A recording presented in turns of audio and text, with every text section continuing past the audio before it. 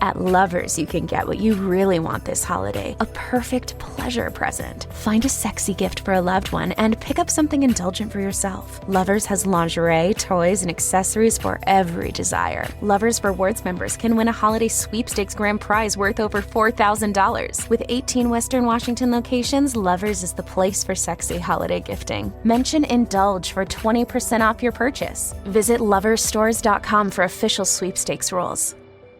Early holiday deals are here, and so are amazing deals at Amazon. You'll save so much on early holiday gifts for the kitchen, like appliances and cookware. You'll have money left over for a sauce pot, so you can make your mom's famous gravy recipe. Yuck. Or at least try to. Or that cutting board for the ultimate holiday party buffet. Is that a charcuterie pyramid? Oh, what fun it is to save. Shop early holiday deals now. Feeling overwhelmed? Struggling with mental health shouldn't be the norm. At Mindful Therapy Group, we specialize in connecting you with compassionate therapists that can support you through stress, anxiety, ADHD, and so much more. With in-person and telehealth appointments available, we can get you seen in as little as 48 hours. To make things easier, Mindful Therapy Group accepts most health insurances, including Medicare, allowing you to focus on you and not your wallet. Visit mindfultherapygroup.com to start your mental health journey today. Hey, anyone know what channel the game's on? We know. Download the Sports on What app today and always know how to watch the game. Satellite, cable, or streaming. Sports on What knows the channel the game is on, and you can too. Subscribe today to start your 7-day free trial. Sports on What? We know. And now, here's the question. Hola, bitches. Good day to you and yours. All right, maybe you've heard, maybe you have not, but there's been a nationwide recall on 12 million pounds of meat and poultry products potentially contaminated with listeria. Now, the recall includes ready-to-eat meals that have been sent to schools, restaurants, and retailers. And pretty much it's every retailer that anyone shops at. Now, keep in mind, you may have already eaten some of it because listeria symptoms, they can take up to 10 weeks to show up. So there's that. And then in Pennsylvania, 11 members of an Amish family, they were hospitalized over the weekend after eating wild, toxic mushrooms. They found them in the woods, brought them home for dinner. They ended up in the hospital. But they're not alone. About 6,000 toxic mushroom poisonings happen each year in the U.S. alone. That's about 500 a day. Meanwhile, 500 a month. Meanwhile, Delta Airlines, they suspended meal services for over 200 flights after a routine FDA inspection found, quote, undisclosed safety issues at one of their meal service facilities. But this is not Delta's first, hey, maybe don't eat our food moment. A few months ago, airline diverted a flight after accidentally serving passengers moldy food. But it could always be worse. On a different Delta flight, a passenger was transporting fish in the overhead bin. But it was riddled with maggots. And those maggots started raining down on other passengers' heads. So, that flight was diverted.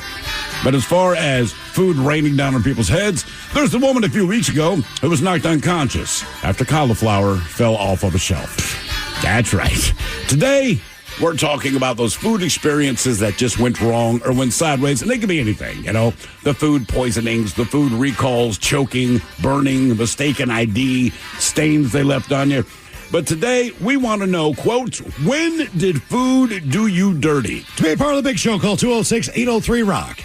Like the Men's Room on Facebook, follow us on Twitter and Instagram at Men's Room Live, and send your emails to the Men's Room at KISW.com. The debauchery rolls on. You're listening to the Men's Room with Miles and Thrill. 99.9 KISW. Oh, but Charles, away we go. Welcome to season 19, episode number 4199. What a large and a charged program we have for you today. Guaranteed future repeat. The exciting return of Who Sucks Less. Steve, I don't know how you do it. You find people in the news doing bad stuff. Oh, yeah. You bring us 3 stories each and every week.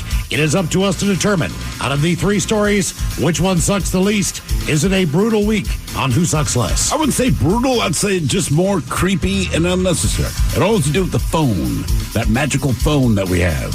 Just because you have a phone doesn't mean you should always use it. Aha. That's the best way of putting it. I read a story about that today where I was like, wow, that's really weird. That's a weird thing to do to somebody. Yeah, this might be one of these stories might be what you read today. I don't know, because all 3 stories are weird people making weird decisions. Does one of them have to phone. do with putting your phone number on your baggage tag at the airport? No, I did see that. So, Okay. guys, don't do this. Even if you think a chick is hot and you're at the airport at baggage claim and you see her number on the tag on her suitcase. Don't text her. Oh. Yeah. Yeah, I thought you were saying... No, I then thought, do I text. thought I had to be worried about chicks, like, stealing my number, but no. No. Oh, no, dudes are like, please. Yeah, I write take my the number as big as I Take- can. Take the number. Yeah, the guy actually texted her like, you're hot. And she's like, yeah, this is not going to happen. That's weird as hell. Who Sucks Less is coming up. What else do we have for you today? A chance for you to win tickets to see Disturbed as they come to town May 5th, the Climate Pledge. They told us to give you guys a certain time, and then we give the code word, and you text that to 206-803-ROCK. Today, we decided to pick the time to be 420. That's thinking. Nice. That 420. is thinking. We'll give you the code word of 420. You text that at 206-803-ROCK. Your chance to win tickets to see Disturbed.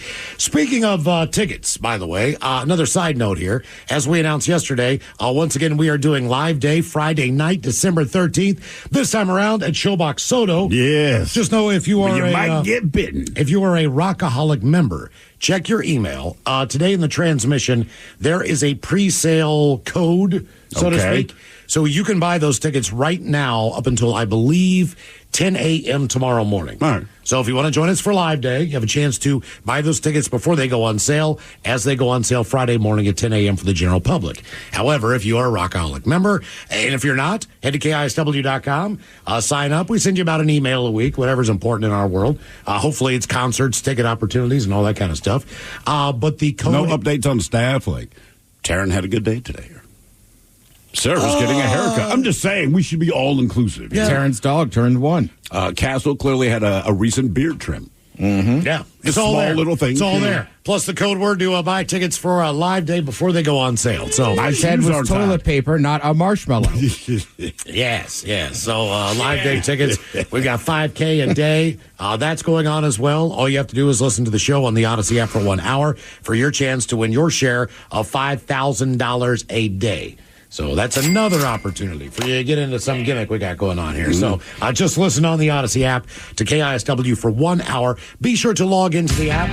That way they know you're there, and you'll be entered to win. And that's every single day Until we run out of money. until we run out of that money. That's exactly right. There doesn't seem to be like an exact date that it ends. So in my mind, like, hey, man, with this company, we're going to go bankrupt. It's going to keep giving you money. That's right. And when one of us isn't here, we're out of money. We got rid of Ted, and we're keeping it going a little while longer. One more month. Take it to Christmas. One more month. Today on a question, when did food do you dirty? Food can do you dirty in a number of ways, and this one I can actually relate to some degree. As 11 members of an Amish family, including a 1-year-old, they were hospitalized in Pennsylvania last week after ingesting wild toxic mushrooms. A member of the family in southeastern Pennsylvania's Peach Bottom Township told authorities they became sick after eating wild mushrooms that one of them found in the woods and then brought home for dinner, according to a spokesman with the Delta Cardiff Volunteer Fire Company.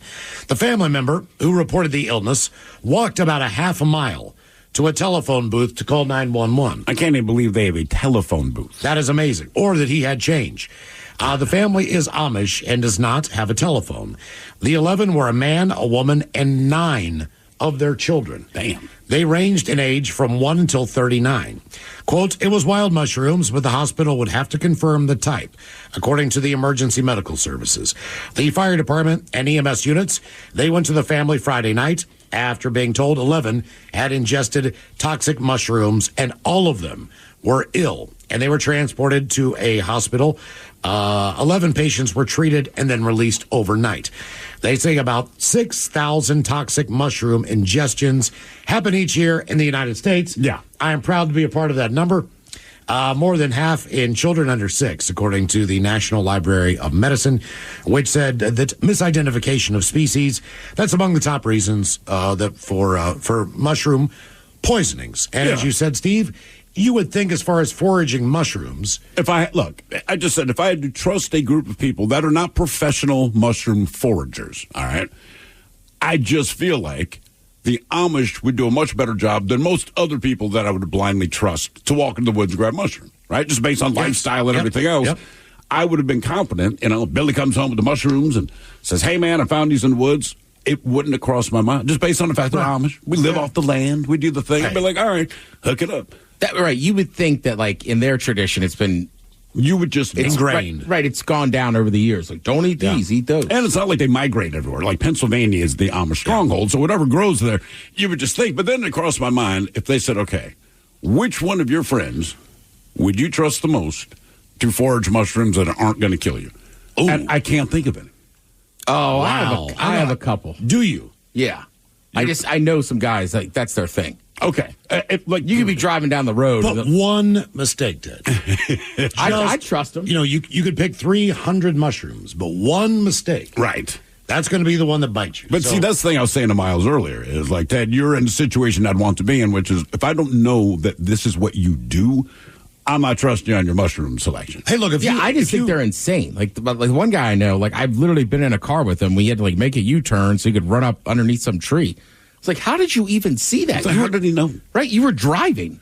He's like, I love foraging for mushrooms. Like, he studies them and this and that. Oh, wow. Okay. Well, most of the mushrooms you eat in the store, they're grown in a dark, cool environment someplace in a mushroom And type typically farm. not poisonous. Typically. Hopefully, except for the one that I got. But and that's you what you even think. said Look, it looked different than the other mushrooms. It did. It looked vibrant. It looked beautiful. I don't think vibrant fungus, knowing the mushrooms are fungus like that to me is a warning sign. Hang on. You never said that before. You always said it was like purple or weird. No, it had a little red in it. It had a little yellow in it. It had a little different, So like rainbow. what about that? Being that all the other mushrooms, I'm assuming, are just the standard dull gray. Yeah. And you still looked at this one out of all the gray mushrooms that looks like that and said, It's know like what? this, Steve. I trust that. Do you know when you look at a pizza, just a pizza, right? All right. Regular All right. old pizza. There's a slice there that's got a bubble on it, right? Mm-hmm. And that bubble popped up and it made all the sauce run off and the cheese is gone from that area and it looks all, toasty and dry. You don't pick that piece of pizza when you go in to get your first piece of pizza. You take the one that looks aesthetically pleasing to you based on the number of pepperoni pieces. Does it look crispy? Okay, here are my Hang on, I want to hear where cheese he's going. Go ahead, Miles. So this mushroom looked like the choice bite piece of mushroom that I should be eating. It just looked. I thought I could have sworn you were like, it looked weird, but I said, I'll eat it anyhow. I'll make this argument. So we're looking at this pizza, and I understand you do not want the slice. So at this point, It has a giant poofy bubble on it. It's now a bald man, right? All the toppings are gone. All the good stuff on the piece of pizza is gone. Basically, So- you have a crust bubble in the middle of the piece, right? And you're looking at this pepperoni pizza going, okay, I want the one that is aesthetically pleasing. Understood. This particular slice has, somehow, there are like 15 slices of pepperoni in this one slice. It looks great. But in spite of that pepperoni being green, you still decide to eat that slice because all of the other slices have your standard reddish might have a big ass- pepperoni. one But might you have a- pick the one with the green pepperoni and then go, man, I don't feel good. And we say, Miles, look, man, it's one pizza. It should all look about the same. And another piece has got a big ass fat piece of crust on it where the others are more thin. That's okay. And they have more sauce and more cheese. So I picked the mushroom that I thought looked like the one out of the batch that, was the most unique, so to speak. The one that you would want. It was the most unique because that's the one that dropped your ass. And it put me in the hospital. Yes, exactly. So that was not fun at all. That was a terrible night, by the way. Now, this is a little bit different. As we said, like if you forage mushrooms or you eat a berry out in the woods, look, you're rolling the dice. But when you go to the grocery store, you kind of expect that you make the assumption that your food is not safe. going to kill you. But a nationwide recall of meat and poultry products potentially containing listeria has expanded to nearly 12 million pounds. Now includes ready-to-eat meals that have been sent to schools, restaurants, and major retailers. The recall includes prepared salads, burritos, and other foods from stores like Costco, Trader Joe's, Target, Walmart, Kroger. We know Kroger to be what here? QFC? Fred Meyer? Are they both the same? I just assume everything. I mean, they have Kroger stuff, so I assume. Yeah, me too. Generally, Fred Meyer's grocery department is just like QFC. Okay. The meat used in those products processed in Durant, Oklahoma. The plant was operated by Bruce Pack. They're an Oregon-based company. They sell pre-cooked meats and poultry to industrial, food service, and retail companies. And the testing found potentially dangerous listeria in samples of their chicken and other things. So the recall has been out for about 6 days now. Includes foods that have been sold between May and October. Oh, that's good. They include chicken wraps sold at Trader Joe's, chicken burritos sold at Costco. Many of those pre-salads that have the chicken slices on top that are, wrapped up, those can be included as well, sold at Target and Walmart.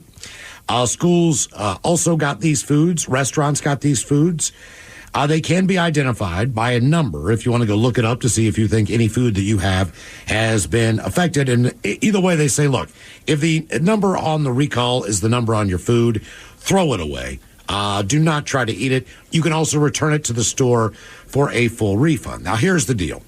Eating foods contaminated with listeria, because I've heard of listeria, just wasn't quite sure. I'm right there with it. I don't know exactly what it is, but clearly it's not something you want. So an infection of listeria typically can cause fever, muscle aches, tiredness, may cause stiff neck, confusion, loss of balance, and convulsions. Now, the ironic part, symptoms can occur quickly or up to 10 weeks after eating contaminated food. Now, you brought the story in profile this, of the kids in North Carolina that ate the bear meat, the undercooked bear meat, yeah. And it also, different source of the problem, but that was not identified or could possibly not be identified for 10 weeks after as well. Right. So I get sick today. I have to go in my mental Rolodex. Figure out what you ate up to 2.5 months ago. It could have been, the end of August.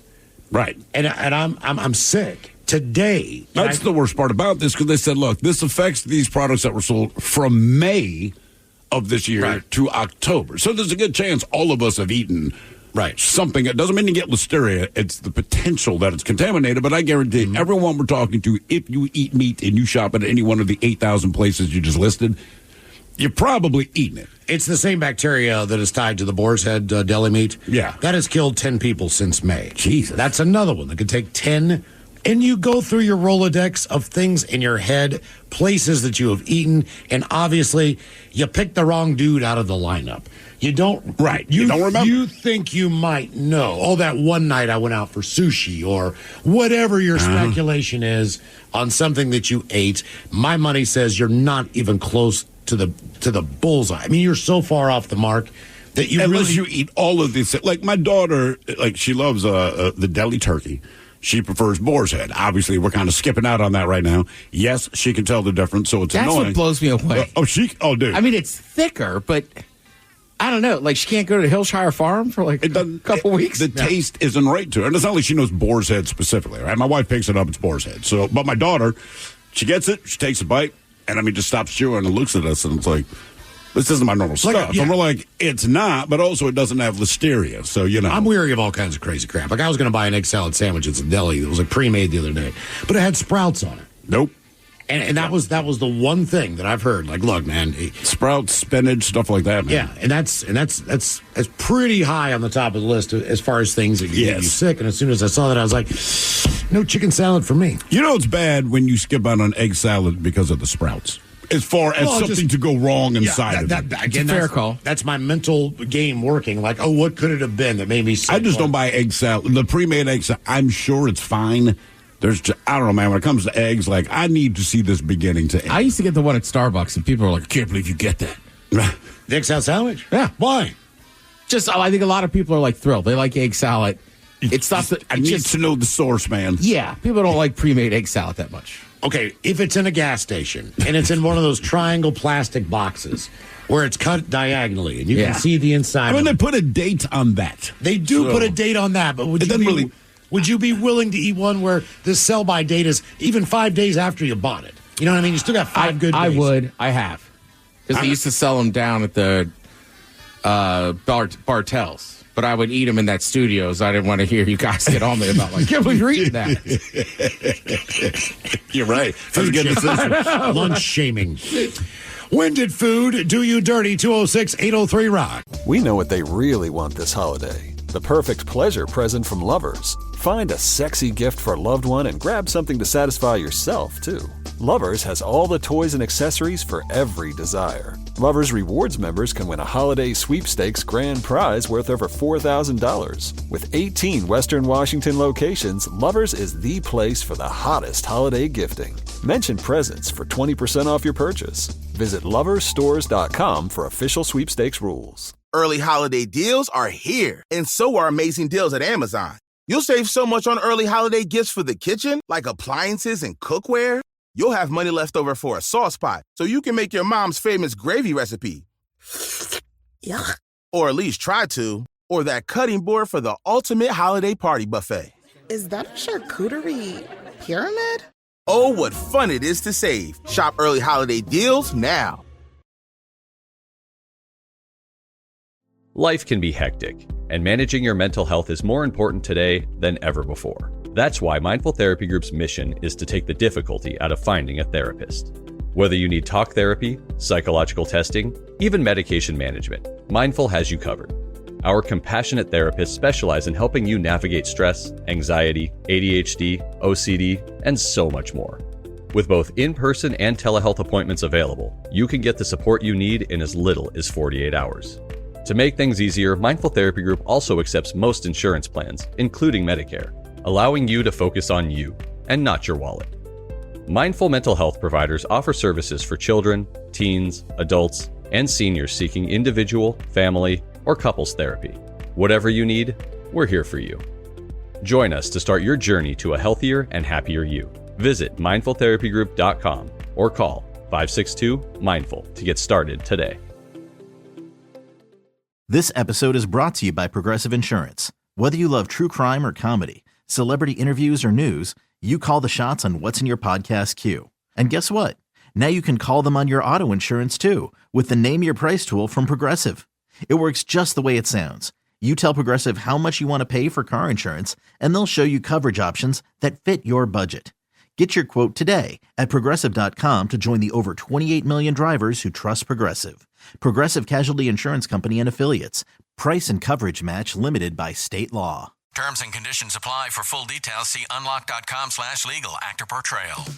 Lisa, thanks for having me over. Your new kitchen is gorgeous. How did you find the money to do it? We worked with this great company, Unlock. They help you unlock the future value of your home to get the cash you need today. So it's a home equity loan? No, it's not a loan at all. There's no monthly payments and no interest charges ever. And you can use the money however you want. We were able to redo our kitchen and pay off our credit card debt. Wow, Jack and I could really use this to finally pay off our old student loan debt. How do I get started? It's easy. Just go to their website. Go to unlock.com/radio to unlock the value in your home and get up to $500,000 in cash with no monthly payments and no interest ever. Pay off debt, improve your home, add to your retirement fund. It's up to you. Go to unlock.com/radio right now to see if you qualify to unlock the value in your home.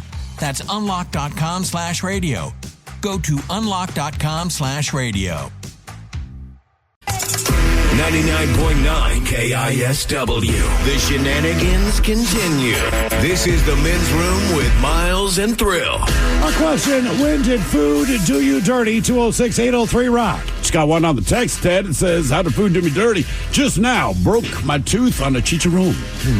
Yeah, I love those things, man, but some of those, you know, you get like the folded over chip? Yeah. The chicharron or pork rind, whatever you want to call it. If it folds over, it's like super dense?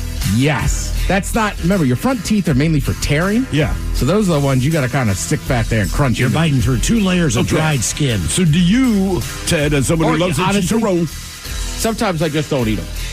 Okay, I was going to ask, do you look at each chicharron before you put it in your mouth? Just based on what you're saying, knowing if it's full, because you got your front teeth, like you said, it's not for grinding. It is for tearing. You don't want to look at every single one you eat because some still have hair. But when you're eating them, oh, I mean, my God. it's skin. Oh, my God. Don't ruin that for me. I like those things, the barbecue ones. You found a hair. You don't want to look at each one.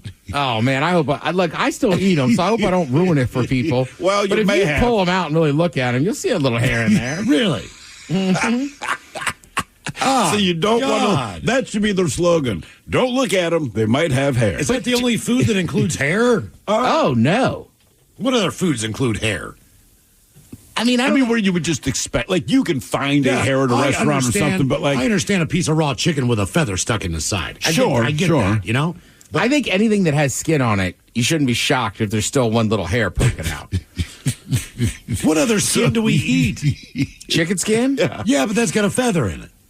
So no And hairs. somehow that doesn't gross you out if it's a feather. No. And it's Well, no isn't that different. isn't that just hair for chickens? I mean, basically, it's like bird hair, right? And look, you're not wrong, man. There's just something different about me finding a feather like It's on a my quill- it's a chicken. quill. Sure. Versus, I don't know, a hair on my pork rind. Let's just go back to this. Just use your fingers, all right? If you can hear my voice, you eat those. You know what I'm talking about. Sometimes you pick them up, they're light and fluffy. You're like, oh, that's a good one. Sometimes you pick it up, you could feel how dense and hard it is. All right, okay. But remember, don't look at all of them. I'm Googling it right now. Food with hair on it. You ever had skin off like a suckling pig? Or like you've been somewhere once or twice in life, yeah. Yeah, that's good. That is really, really good. But I feel like in that case, the hair is burned up. How does the hair not burn off on a chicharron? You think that hair would just burn the hell off? I mean, they're going through a lot of them. I wonder then, so I'm just thinking about this, right? Because they're what, deep fried, air fried, something like that? I'm pretty sure they're deep fried. Yeah. I wonder how hairy the pieces are before they throw them in the fryer. Because typically you can count on heat and fire to burn hair off, right? So I'm wondering if they're like, look, before you deep fry, don't even worry about the hair. I already got. You never seen that? And that's kind of a lot of hairs. Golly. No. Jeez. No. They're not always that much, Yeah. but it happens. Oh, my God. It's got to be a grown-up and eat it. The only thing they're asking, basically the only thing you can find is stuff when people find an actual human hair in their food. Yeah. Generally, food is not served hairy. Food with hair on it not popping up. When did food do you dirty? 206-803-ROCK. Don't put that in your search either. Yeah. Be very specific how you Google it. Hairy food. Hello, Eric. Welcome to the men's room. Hola. Hola. Well, I went to open the cupboard and get something out of the upper cupboard where the spice rack is and whatnot. And I had a rather large can of pumpkin pie filling, and I think it said Geronimo right before it jumped out, and it landed on my big toe right behind the first knuckle, and damn near cut that thing off. Wow. Did you have to go to the hospital as a result of this? No. Okay, were you barefoot? Yes. And what was your determination on not going to the hospital if it almost cut it off? Well, I would rather just throw a couple Band-Aids on it, but as a public service announcement, all the canned food has been moved to the lower shelves. Yes. Okay. Try not to put the heavy stuff on the top stuff. And look, my wife organized the kitchen, but I've noticed, like, if it is heavy, it's toward the bottom, and like the higher you look on the shelves, the lighter the stuff.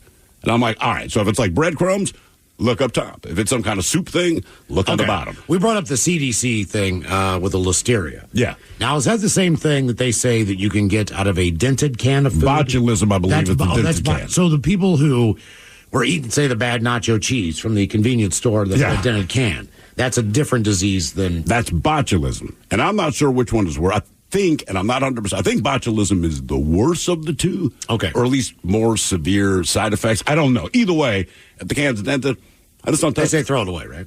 I do. Okay. When did food do you dirty? 206-803-ROCK. Oh, hey, Ted, if it makes you feel better, text came in. It says, in Germany, if you order a ham hock, chances are there's hair on it. That's knee hair.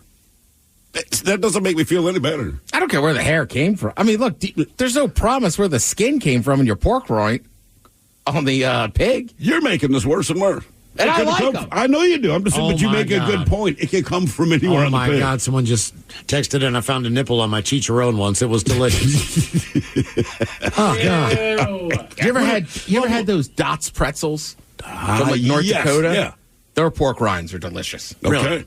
But again, I like to be fancy, so I call them chicharron. Chicharron. Wonder if you can find like the pig's balloon knot, like in a chicharron too. I mean, how much of the skin do they use? You know it's happened. They just didn't notice. Because at that point, Ted makes a fine point. At that Skin. Right. Skin to skin. Dump it in the deep fryer. Hairy, anus, it doesn't matter. I'm telling you, if you eat those as a snack, you know. You'll see a hair and you're just like, screw it. Okay. Oh, right. Somebody at a text line, they're clearing it up. So botulism equals Botox. That's right. So when they do Botox. Oh. Right, because it's like it paralyzes stuff. So botulism can kill you. I don't believe listeria can kill you, but they also use botulism, right? And the Botox injections. Yeah, so that's the thing. So listeria, you're very, very uncomfortable. Right. Botulism, just get your ass to the hospital. When did food do you dirty? 206-803-ROCK. What is that? Is that actual meat? That's a pig's sheriff's badge. That's a pig's anus. Is that ham? That is processed ham. Oh, man. Oh, my God. This ham tastes like ass. I bet it's salty. God almighty. Let me see it, Mike. Oh, man, I don't know if I want to eat ham with that. That is the butt of the... Well, technically... If I open my package of ham... If you have a pork butt, there's a good chance that's going to show up. Yeah. No. Remember, pork butt is a pork shoulder. Ham is the rear. It's the rear. Oh, okay. Hence spiral ham. Yeah. Right. It was the way they used to cure them back in the day in Boston. They called them busting butts, but it's the shoulder. Okay, gotcha. When did food do you dirty? 206-803-ROCK. I will say, I don't eat a ton of ham sandwiches. Oh, my God in heaven. But sometimes you eat a ham sandwich and there's that little chewy part of ham. Yeah, I always pull it out. Yeah. I don't know what it is, and I try to disavow that it happened. Is that bacon? That's bacon. Bacon with a nipple on it? That's impossible. That's a stomach lining. How can it be? Well, I guess it's all on the way. stomach. Yeah, it is. Yeah, where the nipples are. I'll be damned. Purple nipple bacon. How about that? So bacon is right on the nipple line. Would you send it back? Right? So I'm at Denny's, and my piece of bacon has a nipple on it. We fry that up, and then we dare someone, and then someone loses a bet, and they got to eat the bacon nipple. I would, you know what? I'd be okay with It's the probably pig nipple, crunchy dude. and delicious. I know. Yeah. Yeah, I'd go for it. I mean, it's not like we're going to put nipples in her mouth. When did food do you dirty? 206-803-ROCK. Yeah, you're right. Now it's like, well, it's from a pig. That's disgusting. I guarantee everybody in this room's had Is it nipple around their I've mouth. had a nipple in my mouth. Sometimes you would think it's from a pig. Spent a lot of money trying to get that. Mm-hmm. Hello, Wes. Welcome to the men's room. Hola, chicharrones. Hola. All right, so I was in. I flew up from Germany to Latvia to grab a helicopter and fly back down to Germany, and I spent the weekend there because you can't fly over the weekend in Germany. So I went to Sunday dinner, and I was like, "Why is everybody eating pizza and not going to the cafeteria?"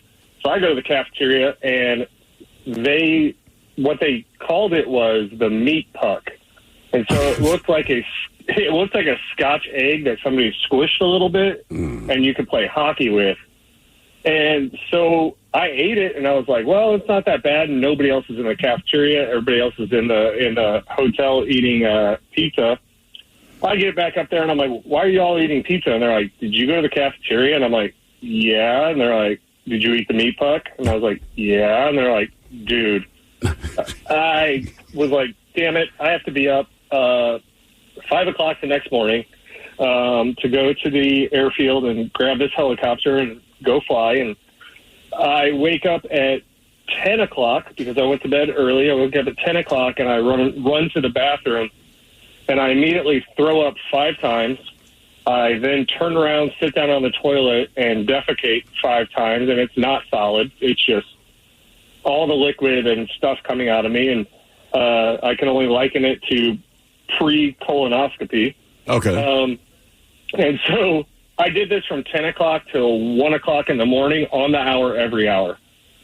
So I get up at 5 to go pack all our stuff in the van to drive to the airfield from the little hotel, and I put all my stuff in the back, and my co-pilot looks at me and he goes, you okay? And there's snow on the ground because I think it was January in Latvia, and I just immediately vomit all this. We have like little drink packets to put in our water to flavor the water, and it's all red. So I'm like puking, like violently puking red all into the snow, and I'm just like, I'm shaking, and I don't know if I'm going to be okay.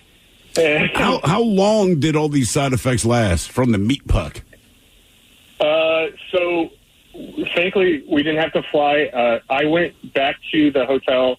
I talked to the doc and to the medic, and God, it's when you are a mess and a beautiful nurse is like listening to your stomach, and the doc's like, that's food poisoning. You're like, Jesus Christ, can you please just give me medication? I laid in bed till noon, and I was laying in bed, and thankfully I had a room to myself, and I just was hating life, and I tried to take a nap, and I trusted a fart, and I lost, and I bagged up all the linens. Thankfully there was 2 beds, so I got on the other bed, but I bagged up all the linens, put them in a trash bag, threw them out the window because I was so ashamed of myself and didn't want the maid to see it. and like walk downstairs to have a cigarette and throw the trash bag that I threw out the window from the third story into the dumpster. Yeah, it was bad, man. That sounds horrible. Yeah, that sounds. No, yeah, but I mean, I'm assuming when you get on the helicopter, that's not a smooth ride, right? I mean, you're shaking, you're bumping, I can confirm this. You hit a wind pocket or whatever the deal is. That's not the ideal thing to be blending your stomach. No, and thank God thank God they were like we had freeze. It was freezing in the clouds, so we couldn't fly through it. And thankfully, the weather was just terrible. The next day was beautiful.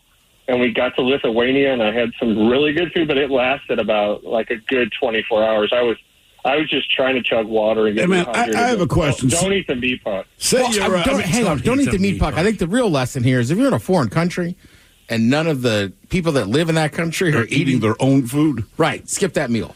Yeah, I mean, so when we went to England, they will eat breakfast, an English breakfast. After that, they're eating Indian food. Was that on base that you ate that? Yeah, so it's Lea Verde.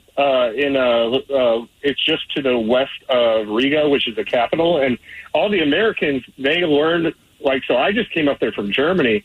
All the other Americans that were in Lea Verde were like, oh, yeah, we learned the first week we were here not to eat that because we all got sick. And I'm like, oh, thanks, guys, for giving me the heads up. Why do you think they keep serving this thing if everyone that eats it gets sick? Because the military contracts people that are the most bitter. Okay. All right, let me ask you this, though. Say you're on the helicopter, but the weather had been good the day you were originally scheduled to leave. You're still spraying it out of both sides. I mean, do you just open the helicopter door, hang your ass out, and go, or what do you do? So I had a friend that had this problem in Afghanistan, and so when you do a dust landing, they call it you brown out, which is you kick a lot of dust up. Yeah. You browned out inside the helicopter. Oh, no. Man. Yeah, you throw the seat away. Is there a helicopter big enough to have a bathroom on it in service anywhere? Yes. The Chinook has a pee tube at the back of by the gate or by the ramp. So you could pee into a tube. I don't know about going number 2 unless it's not solid. Okay. Is it? I just gotta ask: is it hard to pee in a tube in a helicopter and a bunch of dudes just looking at you?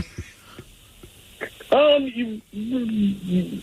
if you're in the back. If you're in the front, it's just so uncomfortable. And I'm 6'4", so there's not that much space up front for me. I just pee my pants. Really? All right. You can do that. I mean, you can do that because we tried one day. We couldn't do it. Right. I mean, we had diapers on. And we had adult diapers on. We're trying to see if we can actually pull the trigger to use the bathroom in our pants. I mean, if it's that bad and Sting. If it's that Sting, and I'm just go for it, man. I'll focus. I've never tried. I mean, I guess what we're saying is I'll report back. I could pee my pants if it's just at the point that I cannot control myself anymore. But typically, I've known for 30 minutes I have to pee, and if I just went to the bathroom, I would pee. So in your case, at the moment you need to pee, can you just let it go, or do you have to wait basically until the seal is just broken? See, I've never tried, but I feel like I could. I just drove 10 hours back from Tennessee, and I got scared because I had a giant jug of water, and I was just like, there's not enough room in my truck. I can't. I just had to pull over and just bite the bullet and pee on the side of the road. But I don't know. I can try and report back through. I got to ask you, since that's what you did in your years of service, what do you do now?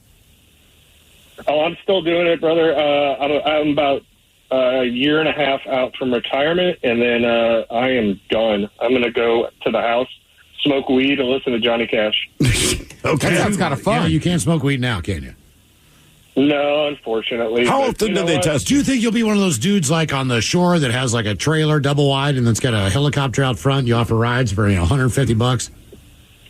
Only if you and Thrill come and all the boys. Is that safe? Would you ever, as a pilot, you drive by one of those things, helicopter tours? I mean, it's what I did in Hawaii, But it's in the guy's front yard, and it's a double wide, and I'm sure he's got some military experience or many hours in the cockpit. Would you say that that's a safe little trip to take? I would say yes, because a lot of those dudes are they work on their own stuff. So if they work on their own stuff, then they should be confident enough to fly their own stuff. All right. Okay. Yeah, I mean, I know they're confident enough to fly their own stuff. But listen, we did the one in Hawaii.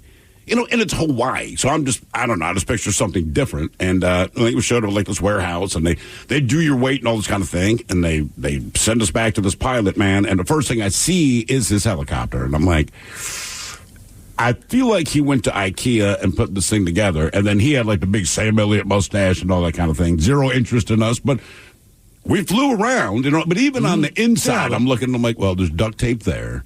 There's I don't know what was supposed to be there, but there's something that was supposed to be in this panel that is not there now. But if you're like a plane crashes, helicopter crashes, in all 50 states, it's the last two. It's always Hawaii and Alaska. Well, sure. I mean, where planes are, like smaller planes going down left and right all the time. Well, Alaska, I get it. For sure. I mean, there's just more planes in Alaska because people travel by bush planes every day. And then in California, I remember being in Orange County sitting on a beach. I'd never seen so many helicopters in my life. Really? Just like private helicopters? Just like going up and down, yeah. Okay. When did food do you dirty? 206-803-ROCK. What's up? It's your boy, the Ted Smith from The Men's Room. And did you know I have a podcast? Well, I do. The Podcast. New episodes uploaded every Wednesday on the Odyssey app. We know what they really want this holiday. The perfect pleasure present from Lovers. Find a sexy gift for a loved one and grab something to satisfy yourself, too. Lovers has all the toys and accessories for every desire. Lovers Rewards members can win a holiday sweepstakes grand prize worth over $4,000. With 18 Western Washington locations, Lovers is the place for the hottest holiday gifting. Mention presents for 20% off your purchase. Visit loversstores.com for official sweepstakes rules. Early holiday deals are here, and so are amazing deals at Amazon. You'll save so much on early holiday beauty gifts, like hair care, makeup, and skincare.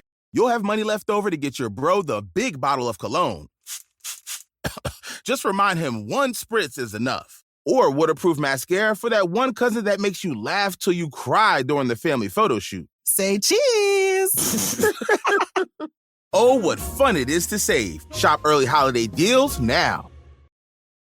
Life can be hectic, and managing your mental health is more important today than ever before. That's why Mindful Therapy Group's mission is to take the difficulty out of finding a therapist.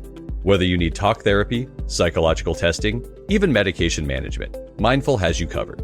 Our compassionate therapists specialize in helping you navigate stress, anxiety, ADHD, OCD, and so much more. With both in-person and telehealth appointments available, you can get the support you need in as little as 48 hours.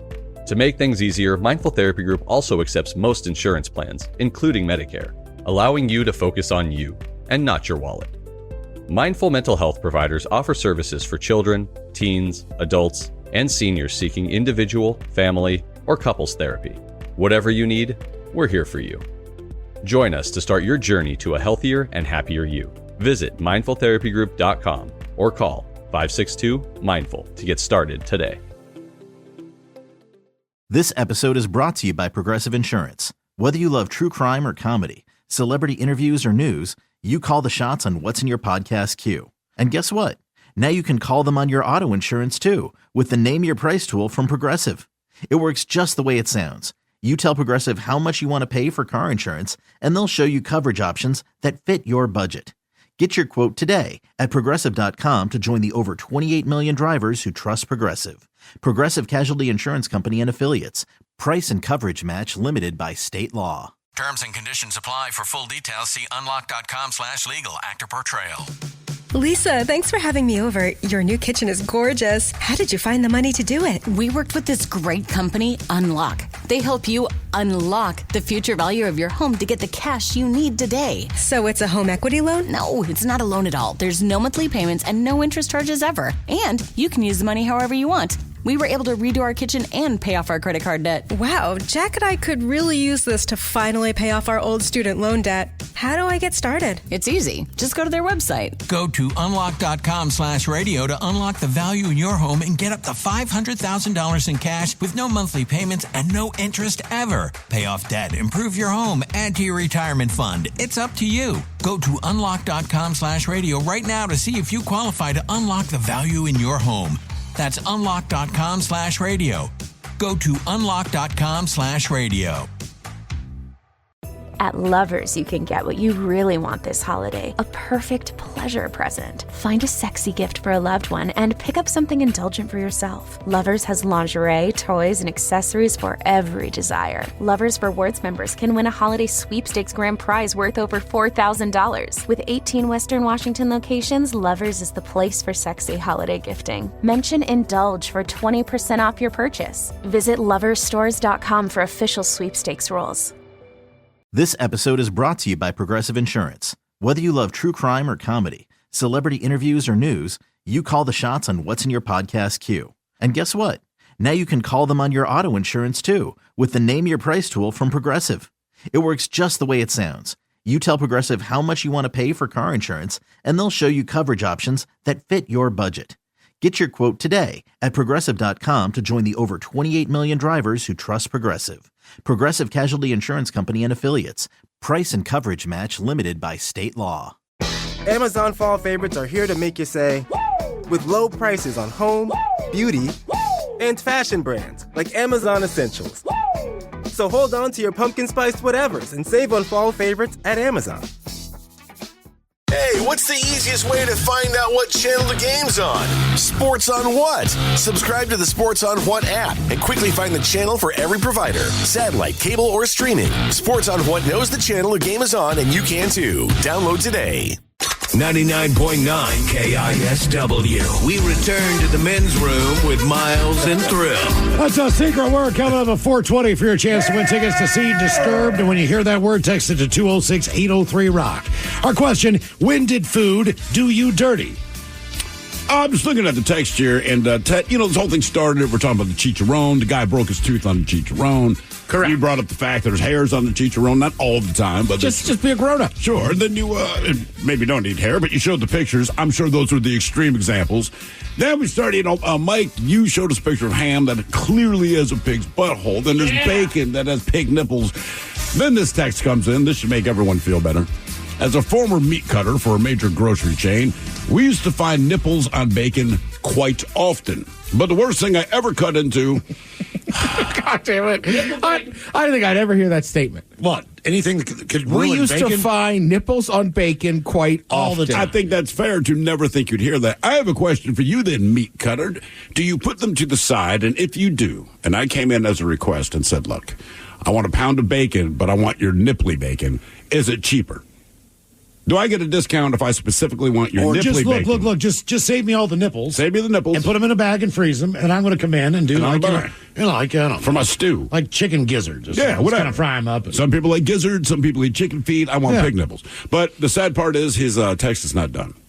So yes, they find nipples on the bacon quite often. But the worst thing I ever cut into, I hate to share this with everyone, was a cyst and a pork loin that was as green as the inside of an avocado and the size of a baseball. Mm-hmm. Yep. When did food do you dirty? 206-803-ROCK. Hello, Brandy. Welcome to the men's room. Good morning. Hola. Hola. Okay, so here's my story. So basically, the short, sweet version of it is I was eating a baby carrot. I laughed hysterically, which caused the baby carrot to go into my nasal passage, which then caused me to sneeze so violently, I had to go to the doctor, which then sent me to the ER for x-rays because I ended up with whiplash. You're kidding me. Have we talked to you before? Actually, I think so, maybe like 20 years ago. That's just a very, specific story. Yeah, just you don't hear a lot of baby carrot tragic stories. So now, when the thing gets lodged in your nasal cavity, like you're sneezing, but does the carrot come out or is it still in there? So I think the carrot did come out, but because I had sneezed for it was a good 2-3 minutes of just head back and forth, violently sneezing, and it gave me whiplash. And so then I had to keep getting papers from my insurance saying, hey, we need the information from the car accident you got into. And I kept trying to tell them I wasn't in a car accident. You ate a baby carrot. It was a baby carrot. That's a tough sell. I mean, when you explain this to the insurance company, are they still willing to cover this? So they did eventually. They covered it right away, but they were insistent so much. It took like almost 5 years for them to finally go, oh, okay, we finally got your medical records.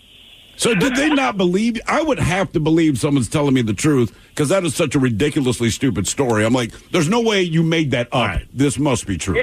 I got to ask you, I've heard of people getting whiplash in a car crash. What are the actual symptoms after you get it? Like, what's going on with you? Like, why did you know you had to go to the ER? Do you pull a muscle? Is it like what actually physically do you do? It was my neck was really sore and I couldn't really turn very well. At the time I was in college, and so, I'm just like, whatever. I slept weird, drank too much the night before, and then it just never got better, and then the next day it was worse, and like I could not turn my head left or right. So I was like, all right, we'll go to the doctor. The doctor, she looked at me and she was like, we're going to send you for, some MRIs. And so that's when they're like, oh, you've got whiplash. I had to wear a collar. It was horrible. Oh, my God. Oh, do you still eat baby carrots? Occasionally, but I will always remember. I was going to say, that's... I would never not remember that. Yeah. Trust me. I still have trauma. I look at my mushrooms every time I cook them. You have to. I made them last night. I had to look at each and every slice because they were sliced. I had to look at each and every one of them. You do, man. I turned them over. I put them in the pan one at a time. I don't look at everything I cook. I certainly do with mushrooms, just because it's fungus. And yes, I get them from the grocery store, but like anything, there's no guarantees. And especially after your story, it's like, I don't want All right, that. so how can I eat a block of blue cheese and be fine?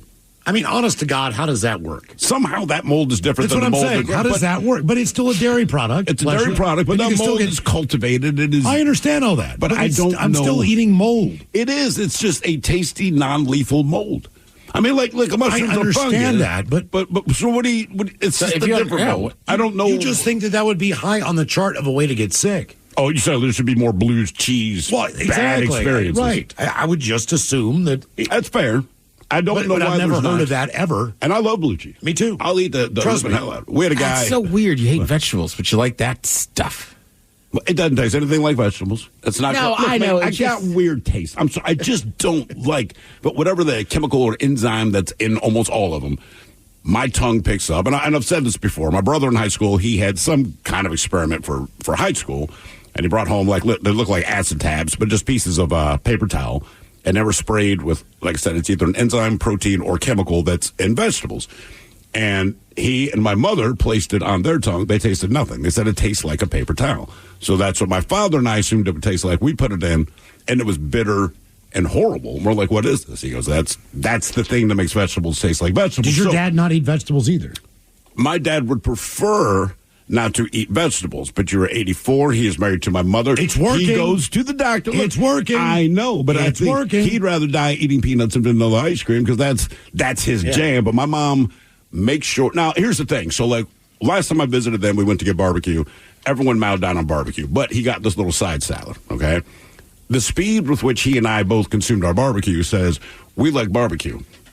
Watching him eat that salad was almost painful. You would think he was doing it for a telethon. Like, bro, just don't eat. You obviously don't want to eat this. Your expression has changed. You're not talking as much anymore. You're not happy. You're just chewing, and you look pissed. And I'm like, because you got the salad. Because I know he tastes what I taste. Yeah, I mean, some vegetables are better than others. For sure. I can eat peppers. I eat peppers, I eat onions. Root vegetables you're fine with. So if it's in the ground. Potatoes, that kind of thing. Other than like radishes, which probably have no taste. Yeah. Now, everyone says radishes don't have taste. Radishes don't have a lot of taste. But that little bit of taste they have sucks. It's like a pea. Like, no, they don't explode in flavor, but they taste sometimes like ass. Ted will vouch for this on a traditional, what I consider traditional taco, a Mexican taco. When they put the sliced radishes on top. Seems to fit into that pretty good. It does. That's my one time where I'm like, radishes, huh? Gives a little crispiness to it. Brightens it up a little bit. The texture's not bad. I don't mind the texture. It is the taste. And even Mexican food with all the spices and everything, it's almost like my taste buds seek out the vegetable because I saw it. And I'm like, I can taste it. Castle's wife tried to trick me years ago. I can't remember. We went over there for dinner. She made some kind of pasta. She goes, hey, how do you like it? I'm like, oh, I like it just fine. But I said, I know this pasta's made of something different. She's like, it's a cauliflower thing. I'm like, right, I can tell. It wasn't horrible, but I don't like it as much as I like pasta. Well, like I always say, I don't like eating mushrooms, right? Regular mushrooms. But I was at a house once, and it was nighttime, and somebody had foraged and got all these mushrooms. They had like a Costco pizza, but I didn't see they had put mushrooms on top. As much as I hate them, I still just sat there. Again, I don't know where I get this from, but I'm just like, you're growing up, just eat it. And then when we left, my friend was like, I didn't think you liked mushrooms. Like, I didn't. I almost puked on the fire pit. Wow. When did food do you dirty? 206-803-ROCK. Hello, Tony. Welcome to the men's room. Hola. Hola. So, my two cousins and I, back in, we'll go, I think about 94, flew up to my cousin down here. I had one in Alaska. Fly to go caribou hunting up in Alaska with my younger cousin. So we do the whole thing. We fly out on a float plane. It's like out of Talkeetna, and it's, I don't know, 2.5 hour flight in the middle, and I know where nowhere is now. So fly out there, and they land on a puddle. Get out there. All you hear is the wind blowing by your ears. So we get tent set up. Everything's fine. We're eating Mountain House dehydrated meals because you get weighed to get on the plane. And you have to be under a certain weight with all your gear and you. So you got to pack light and think smart. So Mountain House dinners don't weigh nothing. And we filter out the water out of the pond, and everything's golden. So we each get a caribou in the 5 days we're out there. And, like I said, the whole time we're eating dehydrated meals. I think we had prunes, too, and for dessert. Real quick, I got a question in the middle for of nowhere. you got 3 caribou. You're in a tent. Obviously, it's cold there. Where do you keep the caribou carcass in the meat while you're because you're basically you're in a tent. Outside is obviously a refrigerator, but there's also bears and everything else. So and the area that they put us at was nothing but blueberries. You could see them on the ground, and we're going, fabulous. This is going to end well. So the caribou that we got, each of the carcasses we put about 100 yards away from the tent. Cousin found some deal that if you get them all cleaned up and you do some of the stuff, and then you wrap them in cheesecloth after you skin them, that the blood dries and it creates a crust and kind of gives it a protective barrier on the meat. Okay. I was curious. Yeah. Yeah. Well, luckily, anyway, the 3 guys that we met later, they got theirs really quick, and they had a bear watching them the whole time while they were cutting them up and doing their thing. Pervert. Yeah. So the bear was masturbating. Look at that. Yeah, he's sitting on the hill going, "Oh, meat." Yeah. So anyway, so we get all done. They come pick us up. And we head back. Of course, like I said, and first thing we do, land in Talkeetna, then we get all the stuff in the truck to drive back to Anchorage. And my cousin goes, let's stop at McDonald's. Hey, fabulous, man, real food. We haven't had real food for a week. And we get in there, we order what we do. And I kid you not, as soon as that last bite of that Big Mac went down, my body went, hey, remember me? And it was like, wham, okay, gotta go. Didn't quite make it. Oh, made no. it into the bathroom. Made it in there. So I'm like, oh, this is going to be nasty. Drop the trowel. Okay, underwear shot. So did the business, and I'm dying. I mean, it's like you literally got food poisoning. It was just going through you like that. And all I did was eat McDonald's. And it was like 30 seconds after that last bite. And as I'm doing my thing and kind of, getting rid of the underwear, threw the underwear in the trash, covered it over, so kind of hide it a little bit. And my cousin is banging on the door. Hurry the hell up. Oh, sorry.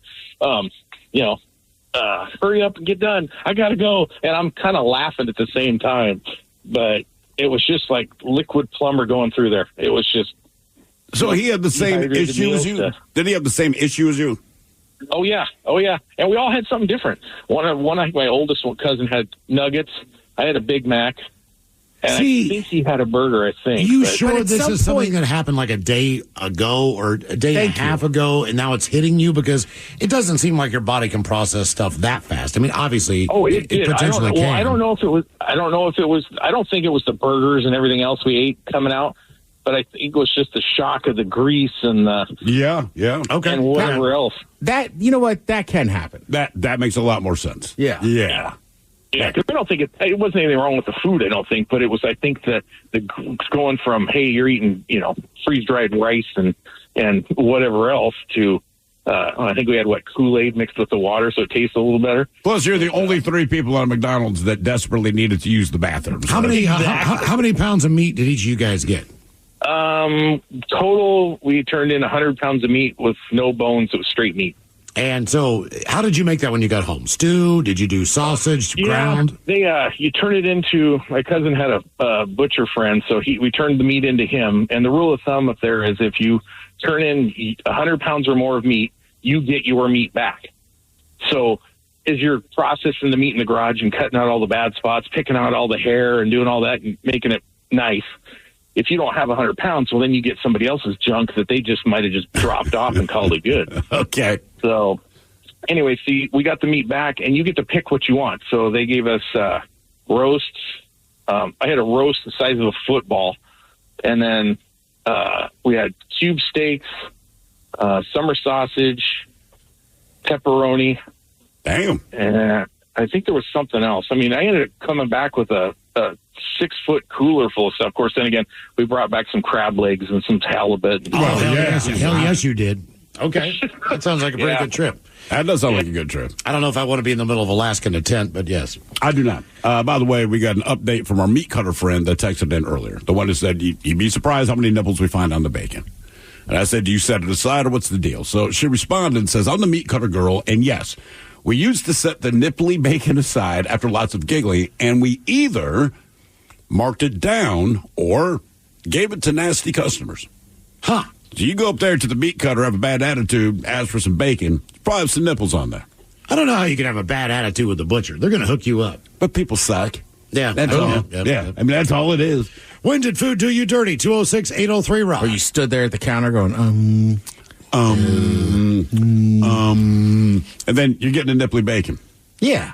You know what I mean? Now I want to go to my local grocery store, just go to the butcher, ask for bacon. I'm just curious to see, are there nipples on? And then if there are, do I bring it up? Would that be in bad form to say, hey, can I get a different slice? I'm pretty sure this is a nipple. I've bought marked down bacon. You think it's because there's... You know, like the end of the meat case, it's always like a couple of those steaks that gotta go. Yeah. I don't know. Was I eating nipply bacon? Probably. If it's marked down, I'm just guessing. Based on her text alone, just check it next time. I would know if there's a nipple on my bacon. Are you sure? Yes. Because I don't really investigate my bacon. I do. I take every piece and put it in the pan. I do too, but I'm not like staring at it. You know what I mean? I just got to pull it off, put it on the pan, pull off the next piece. But now I'm going to have my eyes, and my kids say, Dad, what are you looking for? Pig nipples. Mm-hmm. When did food do you dirty? 206-803-ROCK. Oh, yeah, I'm looking at it now. It just, honestly, I don't think I'd give it a second thought. Right? It'd be just those little things on the end. I would just... I have eaten pig nipple then. Yeah, I never thought of that as being a nipple. Let me see it. You've eaten pig nipples. I have not eaten pig nipples. You have not? Never. You've never had bacon? Never had things? No, absolutely not. In your life, you've had... way. I'm saying you've had at least 12 pig nipples in your life. That is completely identifiable. There's no... But it fries up. It still tastes like bacon. You wouldn't think about it. To me, because when I see bacon, like bacon just looks like bacon, right? So if I pull it out, and I know I've seen that before, just like in my home, but I don't give it a thought, I'm like... Don't ruin bacon. Look, you've probably eaten pig nipples, man, but... I mean, what if it was just on a cheeseburger? No. No. You probably wouldn't even see it. It's between the bun and the new cheese. McNipple burger? No, I'm not eating they wouldn't that. tell you. Yeah. You know, actually, that's a good point. You go to a restaurant, all right? They cook it for you. Exactly. You don't see it raw. I bet Then you... you crush it and put it on top of your If baked I want potato. to save money and I own a restaurant, I'm going to the butcher like, give me your nipply bacon, man. I don't think they give you a deal. I think they would. Because they set it aside, like she said, they set it aside to mark it down. So, like, I will buy your marked down nipple bacon, and I'm going to use it on my cheeseburgers because no one is ever going to see it. Or is that where bacon bits come from? I was just thinking, it could be bacon bits. Oh, come on. They call them bacon tips. Put it on your salad, on your baked potato. Hey, look, if you Pig knew what was nipple. in a lot of your food, like you just wouldn't eat sausage again. That is for sure. Right? Like, if you knew how much, insects are allowed in tomato paste and this and that. But you know what the difference is, though? Honestly, The size of the areola. whether or not you can see it. Right? So you know You know what? That's a good point. there are body parts in your tomato paste from all kinds of insects, rodents, whatever. But when you look at tomato paste, this looks like tomato paste. If they gave it to you and there were wings and legs on top, you wouldn't eat it, right? Sausage, same thing. God only knows what's inside of it. But even if you look, it's all ground up, Yeah, but these which are is a good reason. But now There's the pig nipples on your bacon. Like, if you don't know. These are little dime-sized, pointy nipples. Now, if it was the big, salami nipple on a pig, I probably wouldn't know. Okay, we're coming up on the holiday season. What happens if you guys get like a honey baked ham and it's got the bungus on it? Oh, man. Honey baked ham? Right, because I bought this for the holiday. You know I what? had to order it probably. Yeah, you did. I'm serving that because it'll be I'd want that. That is my centerpiece. You'd be like the Grinch carving the roast beef bungus. I would point it out and be like, you know what that looks like? And they'd be like, yeah, but that's what it is. You know what I would do? After it's, ready, I'd stick a Snickers bar right through the hole. And put it on the table. Little Baby Ruth in there. Just stick it out of there. Maybe just small, fun size, just enough or poke it out. Let it melt a little bit. Exactly. Stick some corn in there. Happy Easter. When did food do you dirty? 206-803. Amazon fall favorites are here to make you say, with low prices on home, beauty, and fashion brands like Amazon Essentials. So hold on to your pumpkin spiced whatevers and save on fall favorites at Amazon. This episode is brought to you by Progressive Insurance. Whether you love true crime or comedy, celebrity interviews or news, you call the shots on what's in your podcast queue. And guess what? Now you can call them on your auto insurance too with the Name Your Price tool from Progressive. It works just the way it sounds. You tell Progressive how much you want to pay for car insurance, and they'll show you coverage options that fit your budget. Get your quote today at Progressive.com to join the over 28 million drivers who trust Progressive. Progressive Casualty Insurance Company and Affiliates. Price and coverage match limited by state law. Life can be hectic, and managing your mental health is more important today than ever before. That's why Mindful Therapy Group's mission is to take the pain out of finding a therapist. Whether you need talk therapy, psychological testing, even medication management, Mindful has you covered. Our mental health providers are here for you with both in-person and telehealth options to get you seen in as little as 48 hours. Mindful Therapy Group also accepts insurance. Join us to start your journey to a healthier and happier you. Visit mindfultherapygroup.com to get started today. Terms and conditions apply. For full details, see unlock.com/legal. Actor portrayal. Lisa, thanks for having me over. Your new kitchen is gorgeous. How did you find the money to do it? We worked with this great company, Unlock. They help you unlock the future value of your home to get the cash you need today. So it's a home equity loan? No, it's not a loan at all. There's no monthly payments and no interest charges ever. And you can use the money however you want. We were able to redo our kitchen and pay off our credit card debt. Wow, Jack and I could really use this to finally pay off our old student loan debt. How do I get started? It's easy. Just go to their website. Go to unlock.com/radio to unlock the value in your home and get up to $500,000 in cash with no monthly payments and no interest ever. Pay off debt, improve your home, add to your retirement fund. It's up to you. Go to unlock.com/radio right now to see if you qualify to unlock the value in your home. That's unlock.com/radio. Go to unlock.com/radio. At Lovers, you can get what you really want this holiday, a perfect pleasure present. Find a sexy gift for a loved one and pick up something indulgent for yourself. Lovers has lingerie, toys, and accessories for every desire. Lovers Rewards members can win a holiday sweepstakes grand prize worth over $4,000. With 18 Western Washington locations, Lovers is the place for sexy holiday gifting. Mention Indulge for 20% off your purchase. Visit loversstores.com for official sweepstakes rules. Rock 99.9 KISW. The men's room returns with Miles and Thrill. Heads up there, KISW presenting live day Friday night, December 13th at Showbox Soto. Everything live. New originals, live music. The Barbershop Quartet will be there. Live sound effects, all the commercials, everything on stage. Everything will be 100% live with the Daily Mix Morning Show, and of course us here in the men's room. Now, if you are a Rockaholic member, there is an email in your inbox right now with a pre-sale code. You can buy those tickets ahead of time. They go on sale Friday morning at 10. You can buy them up until 10 a.m. tomorrow morning. Yeah, so just know that. Our question, when did food do you dirty? 206-803-ROD. Miles just had an idea. What's that? We keep having these punishments for fantasy football. Yeah. I say if one of them loses, we get to do our show first. Ooh, yeah. And then just sit out in the audience and get hammered. And you talking about live day? Yeah. Oh. Ooh. Yeah. How about that? I'll be. Yeah. Hang out with the men's room as they brown out and heckle. We told you not to cuss. You know, man, I like that. I like that idea a lot. Great idea. I'm happy, Daddy. When did food do you dirty? 206-803-ROCK. Okay, we've got to create an issue here today. Oh, come on, no more. I want to eat dinner tonight. No, look, man, it's still, it's on the same train, okay? So, like, if you yawn around other people start yawning, or sometimes someone's laughing so hard, you start laughing. Yeah. Certain things are infectious. So someone says, I'm at my local grocery store right now in the meat department. Thanks to this segment, I'm seeing nipples on everything, but you're not. But not even where they're supposed to be. I think there's a nipple on a bacon-wrapped jalapeno. The point is, he just thinks he's seeing nipples. It might not be pig nipples, but now that we've been going through this, he can't help but just find, quote-unquote, nipples on all the food. Well, they don't do Are really... the nipples in the room with us right now? Okay, let me ask you this. So the cow has got those udders. Udders, yeah.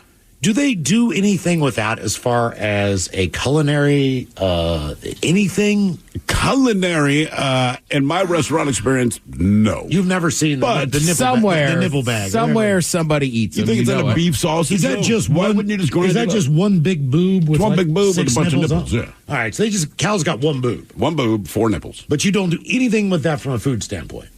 Not that I know of. Hot in dogs, restaurants, anything. I mean, but that's my thing. I'm telling you, man. I bet you, like a beef hot dog, there's probably some udder in there. Oh, it's a classic Chilean dish. Really? Of charcoal udder. Yeah. What is it served with? I mean, if this is the traditional thing, glass of milk. The texture is soft and spongy with crispy edges, and the familiar to grilled cow tongue. Okay, spongy, not a good sales pitch for me with food. Cow tongue's another weird one, right? I can't eat that. I like tongue tacos. Yes. But I have been somewhere where somebody was making them, and I knew her, and she goes, "Here, you like cow tongue tacos. Here's a piece of tongue." And I don't know why, but that was different. And I didn't want to eat just a whole piece of tongue on tongue. Huh? Okay. When did food do you dirty? 206-803-ROCK. And somebody here says udders do go into hot dogs. I mean, it's an American ass what's in a hot dog. Just don't. You don't want to know the answer to that. Yeah. You really, really don't want to know. Those bologna made. Don't worry about it. Do you like it? Just enjoy it. Hello, Brock. Welcome to the men's room. Hola, bitches. Hola. So this happened back in January of '93. I was a ski instructor up at Stevens Pass, and I taught up on the weekends. And me and a buddy would drive up together, and on our way back, we would stop in Monroe at Jack in the Box and grab dinner. All right. Well, this one Sunday coming back, we both get a Monster Burger meal, the same meal, and we eat it and go home. And the next day, I have this really terrible news that happened, and so I was kind of upset about it. My best friend had committed suicide, so jeez. And I was emotionally upset, and my stomach was in knots and this and that whole day. And so I ended up leaving work early, going home, and well, the next day I wake up and my stomach still really hurts bad, and I ended up taking another day off work. My family thinks it's because I'm upset about my friend.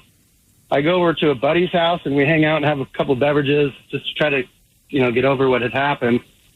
And I go to the bathroom and I come out and I go, "Hey, Conan, can you look at this? Because this looks really weird."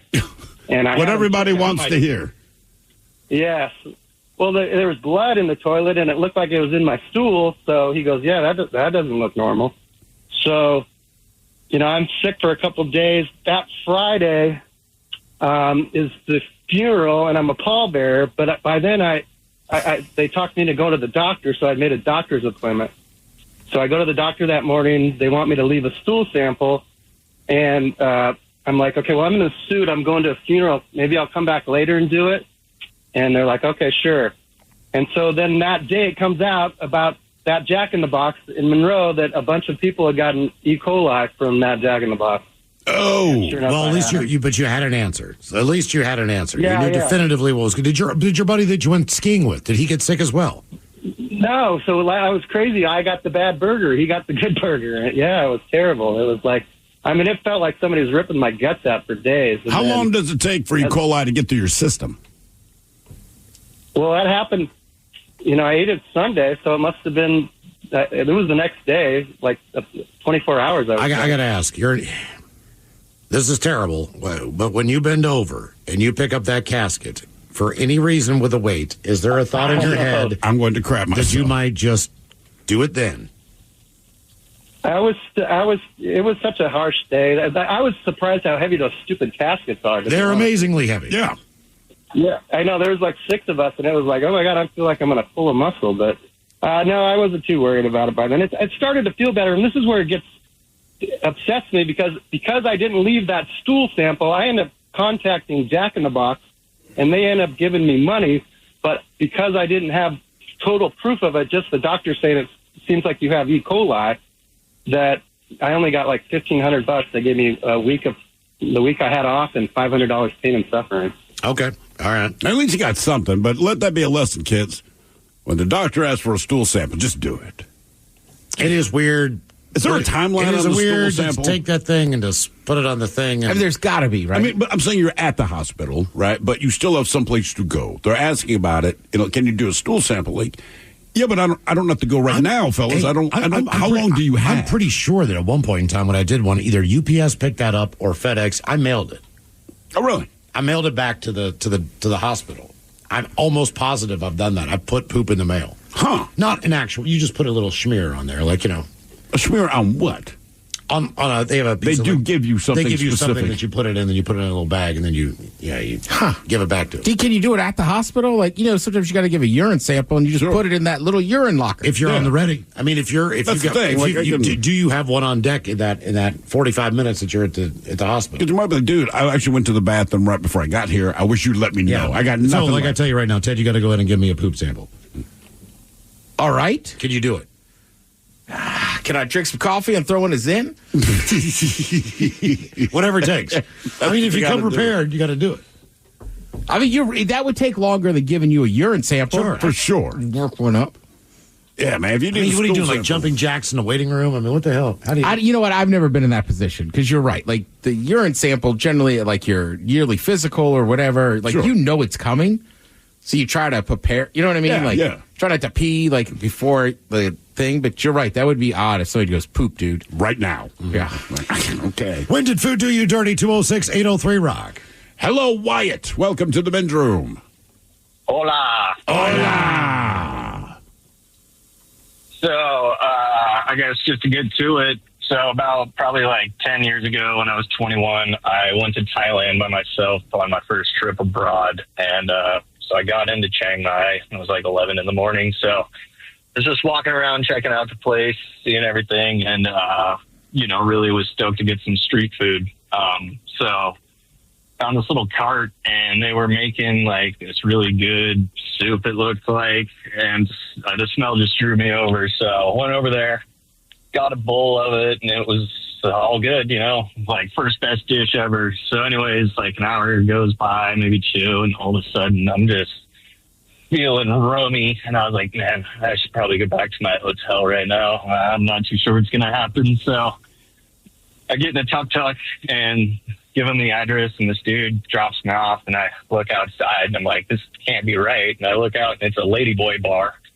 And I was just like, all right, so are you sure this is it? And the guy's like, oh, yeah, that's it. So I wander in, and I talked to, like, the head mistress lady there, and I was like, I have a room here, apparently. And she was like, oh, yeah, okay, upstairs. And they just lead me to this sketchy, weird, just back, a lot of dudes been up those stairs type of staircase.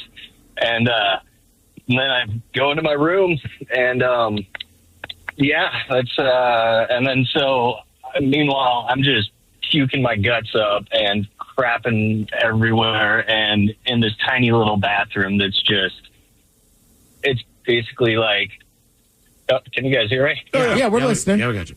Oh, okay, right on. Thought I lost service for a sec.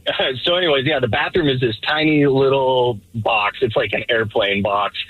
And the shower head is like right above you. So you just turn on the water. So I got that turning on, and I'm just sitting there naked, just crapping and throwing up, just letting it all go down the drain. And on every single wall around me, I could just hear like dudes and lady boys just pounding it out. Like, it's so rough, dude. Just like men screaming in terror, and then other dudes on the other side screaming in like excitement and shame, and then just, oh man, I just sat there and just pondered life decisions, and yeah, I had to sleep there through the whole night because I couldn't leave just because I was so damn sick. But and it went on all night too. You know, I didn't get a moment's rest. When I was done crapping, the walls were still knocking. That sounds horrible, man.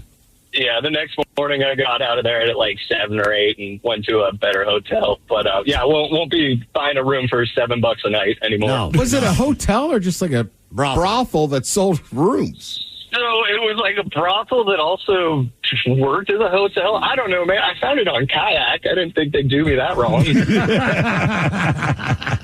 Hey, they said they get you low prices.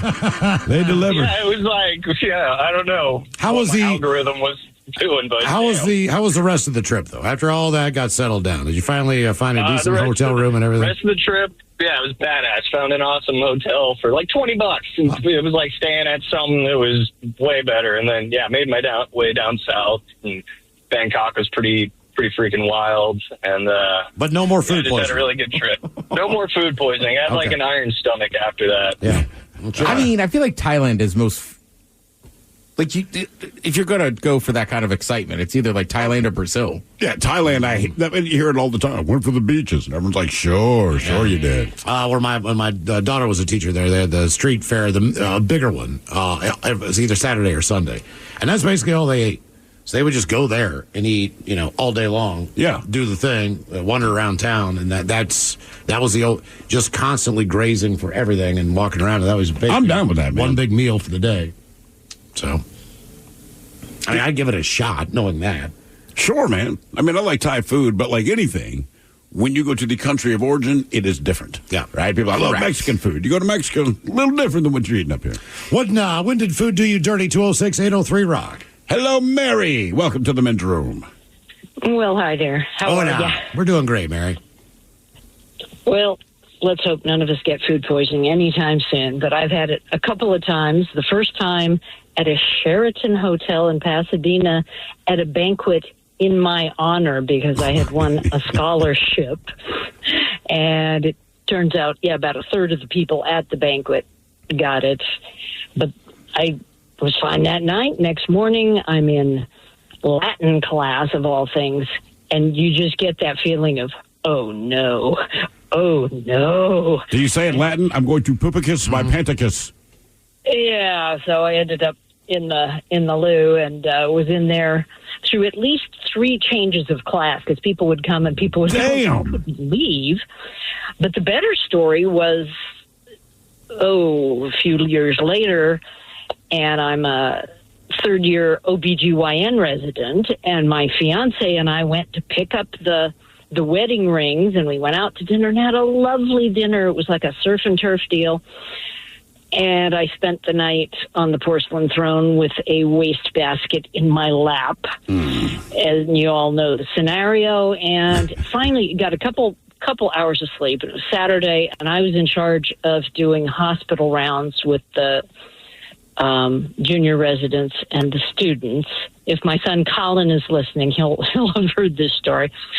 And I mean, I could barely walk. I shouldn't have driven.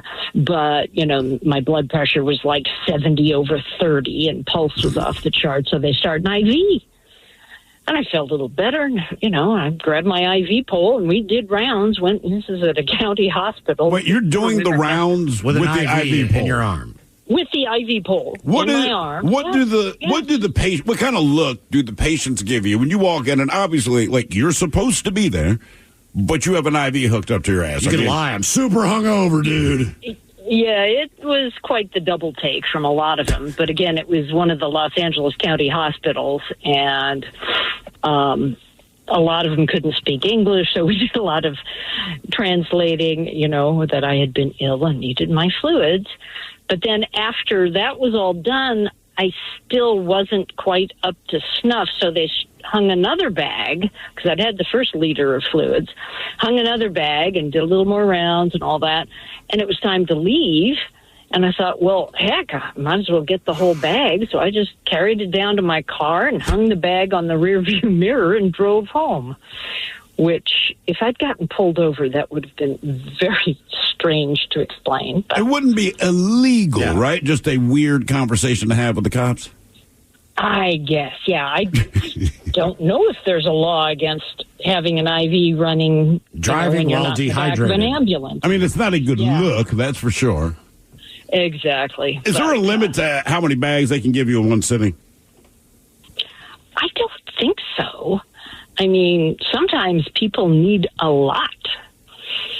Like, I think that eventually there's just a limit of how much you could fit in. Well, sure. Yeah, I just don't know if they're Yeah, exactly. I mean, you got 5 liters of blood in your body, but when you operate on somebody and 4 of them are inside her abdomen, she's going to get some IV fluids. Damn. Yeah, that's crazy. Yeah, Okay. I have all sorts of fun stories to tell. But yeah, food poisoning, you know it when you got it because it feels like you've got 3 or 4 guys with machetes having at your belly. Oh, you're not wrong. I don't know anyone who has the inability to determine that they have food poisoning. They never say, like, oh, I think I'm getting sick. I think I have a fever. They're like, I have food poisoning. You get the sweats. You know if you have it. Yeah. It's amazing like, everyone has sweat before, but like the 3 or 4 times I've gotten food poisoning, one from an oyster, like I made it home, dinner was fine, and I wake up in the middle of the night, and as I'm leaning over the toilet to puke, the sweat it's like a faucet running off of my forehead. Not only that, but it's a faucet of sweat, seemingly, or saliva running out of your mouth. Right. So if you are sweating on the outside and your mouth is just drooling uncontrollably, and your gut hurts, you pretty well have diagnosed yourself. I mean, yeah, it could be a fever, it could be a flu, but more than likely, it's food poisoning. If it comes on that quick, because typically that stuff gradually comes on over time. Like, I think I'm getting sick. Right. That's not food poisoning. I am sick right now. Right now. And it lasts for like a solid day. Yeah. It really does. When did food do you dirty? 206-803-ROCK. Right, as opposed to like you went out, you ate grease of pizza, and you got to wake up in the middle of the night and evacuate your bowels. So like those were just poor choices. That is not food poisoning. Right. These are bad decisions. Hello, Chris. Welcome to the men's room. Hola! Hola! All right, so 7 years ago was when the job ended because the company filed for bankruptcy. Not my fault. But I used to be the marketing manager for a home improvement company, grew our event schedule from 13 to 75 events. This included about 15 events in and around Spokane. So I would drive from Seattle to Spokane the night before a trade show and usually stop in George to either top off on gas and then continue on, or usually, actually, to go to the bathroom. Well, they had a taco truck. Why? Hey, I got to ask, like, why not like Cleellum or Ellensburg? Why George? That is a tiny town. Because I'm trying to get there as quickly as I can so I can set up the show and then hit happy hour in downtown Spokane because the prices are amazing. All right. Okay. All right. So I stop in George, and this truck always smells amazing. And I can't really eat a taco and drive. It's a little messy. So first time I get the steak burrito. You can't see me put steak in air quotes, but I'm doing it. And I eat it as I'm going down the road. And, oh, man, I don't even get to Moses Lake before my tummy is gurgling. And I'm like, oh, no. No. And I don't know about you. I don't see any reason to stop in Moses Lake, so I keep driving. Like, no, there's no one here that really looks that welcoming. Let's just keep going. So there's a Love's truck stop in Ritzville that was like my emergency stop on just before Spokane. I barely, like, I am like on the way in the door, like, oh God, like I'm just saying it under my breath. So I get there and I make it on time. So I have another show. The rest of the weekend goes fine. I have another show the next month. And I told myself, no roadside burrito feed. Don't do it. Well, of course, I didn't eat breakfast. I have the same trip. I stopped at the same place. Smells amazing. I go, maybe I should give him another shot. Everybody screws up once. Oh, God. Well, the burrito smelled fine. Tasted fine. I didn't make it to the truck stop. I probably crapped my pants somewhere around Royal City, I think. Okay. And I just couldn't get myself. I couldn't get the pants. Like, I pulled over, I couldn't get the pants all the way off, or it wasn't the right angle, and I totally crapped on my pants. So I throw that out, like the underwear, and then I try to use like the corners of the underwear to clean up the pants, and I leave those on. I suck. I know, and half of it's biodegradable, and I just go beeline it to my damn hotel, and I didn't even want to. I just wanted to go home at that point. God, that was horrible. I still to this day will never, ever, ever buy a roadside burrito. Yeah. Word to the wise. Still to come, the return of Who Sucks Less, and we've got your emails coming up next from the men's room at KISW.com. Amazon fall favorites are here to make you say, with low prices on home, beauty, and fashion brands like Amazon Essentials. So hold on to your pumpkin spiced whatevers and save on fall favorites at Amazon. Terms and conditions apply. For full details, see unlock.com/legal. Actor portrayal.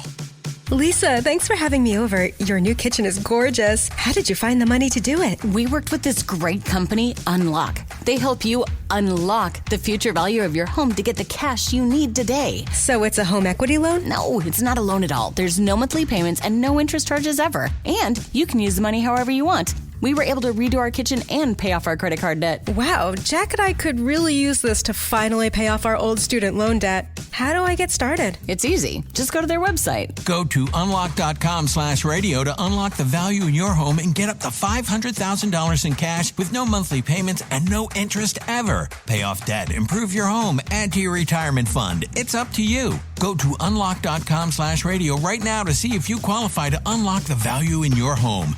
That's unlock.com/radio.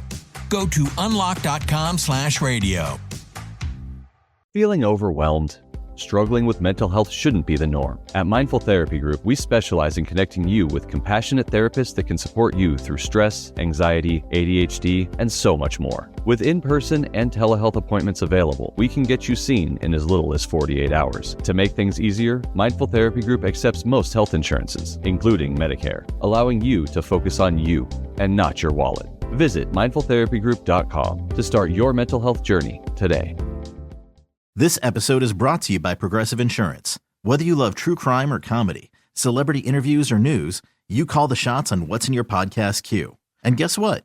Now you can call them on your auto insurance too with the Name Your Price tool from Progressive. It works just the way it sounds. You tell Progressive how much you want to pay for car insurance, and they'll show you coverage options that fit your budget. Get your quote today at Progressive.com to join the over 28 million drivers who trust Progressive. Progressive Casualty Insurance Company and Affiliates. Price and coverage match limited by state law. We know what they really want this holiday. The perfect pleasure present from Lovers. Find a sexy gift for a loved one and grab something to satisfy yourself, too.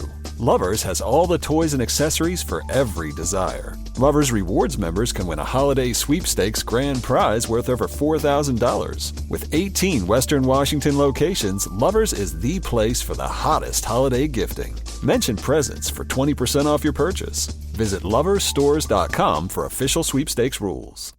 At Lovers, you can get what you really want this holiday, a perfect pleasure present. Find a sexy gift for a loved one and pick up something indulgent for yourself. Lovers has lingerie, toys, and accessories for every desire. Lovers Rewards members can win a holiday sweepstakes grand prize worth over $4,000. With 18 Western Washington locations, Lovers is the place for sexy holiday gifting. Mention Indulge for 20% off your purchase. Visit loversstores.com for official sweepstakes rules.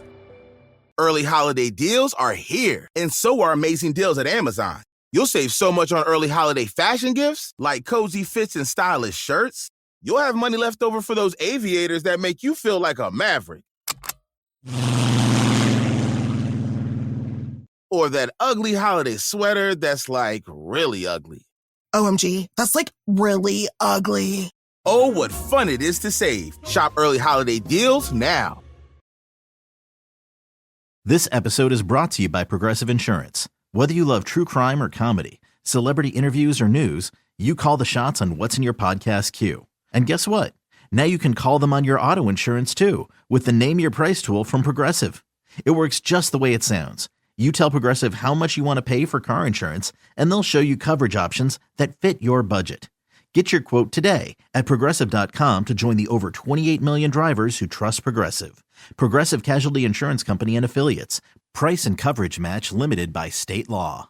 Are you a bartender that dreads the phrase, hey, can you put the game on? At Sports on What, we understand your pain and we're here to help. Over-the-air, satellite, cable, or streaming, Sports on What knows what channel the game is on, and you can too. Follow your favorite teams, set alerts, and filter by provider to get the results you need. Stop wasting time searching and never miss kickoff again. Just download the Sports on What app, and you'll always know how to watch the game. Available for Android and iOS. Start your 7-day free trial when you download Sports on What and subscribe today. The debauchery rolls on. You're listening to The Men's Room with Miles and Thrill. 99.9 KISW. So much stuff to win on this radio show. Oh, yeah. So $5K a day. Disturb tickets right now. If you text the word sickness to 206-803-ROCK, as Disturb coming to Climate Pledge Arena May the 5th. Again, the code word is sickness. Text that now to 206-803-ROCK if you're wondering. SICKNESS. All right. Sickness. Sometimes I think the word should be like it. Right. And. Text and right now. Thickness. Thickness. Down with the thickness. Without the TH. 206-803-ROCK. Okay, do we have time for a few emails from the men's room at KISW.com? You've got mail. You've got mail. Got a couple from our question today on food doing it dirty, guys. On Friday night, Memorial Day weekend, 2014, I was on my way over Highway 410 towards Yakima to ride quads. Stopped at Whistling Jack's for dinner along the way. And I've been to Whistling Jack's. You ever been there, Mike? No. Ordered the fish and chips. Pretty good? It is. It's just, you have to drive through Enumclaw, go up past Crystal. All right. Over Chinook Pass, which is closed most of the year. So it's kind of a famous thing if you've been in that restaurant. So I just like to give Mike a hard time, as I've been, he hasn't. Okay. I took the first bite, and a pocket of hot grease exploded into my mouth. It burned the roof of my mouth so bad I was seeping blood and fluid all weekend. Oh, God. It took 2 months to heal, and I still have about 1.5 inches scar on the roof of my mouth. Lesson learned, always cut into deep-fried food before digging in. Hidden dangers are everywhere. Stay beautiful, my friends. That from the Ginger Midget. That happened to me earlier this summer in August. I had a bite of buffalo cauliflower. Oh, yeah. And same thing. Like, there must have just been a pocket of oil in there. Because, again, Mike and his wife were eating it fine. Yeah. My mouth was scalded for days. Michelle's winning food do be dirty. We all love growing food in the garden. Growing some cabbage and other things. One of the roommates went and got out of the garden to go with supper. So as we got to the part of said cabbage, I had a grub worm staring me in the face as I was about to go in for another bite. No, thank you. I said out loud, what in the hell is this? Someone took a look at my plate and said, oh, yes, I'm sorry, that's a grub worm. You can toss that and get more if you like. Luckily, it had been boiled, cooked, or whatever. I just put the worm on a napkin and finished the dinner. That from Kevin in Linwood. Moving on to the birthdays, guys. Ola, today is my husband Mark's birthday. Can I please ask for the Dirty Germans to wish him a happy birthday from his wife Jennifer, daughter Alyssa, and son Mason. Thanks, guys. Have a fantastic day. Yeah, you see, I'm not quite sure exactly how old your kids are, so I don't know what I should say, but hopefully your kids are 6 and 9, and maybe you can translate that to his birthday tonight.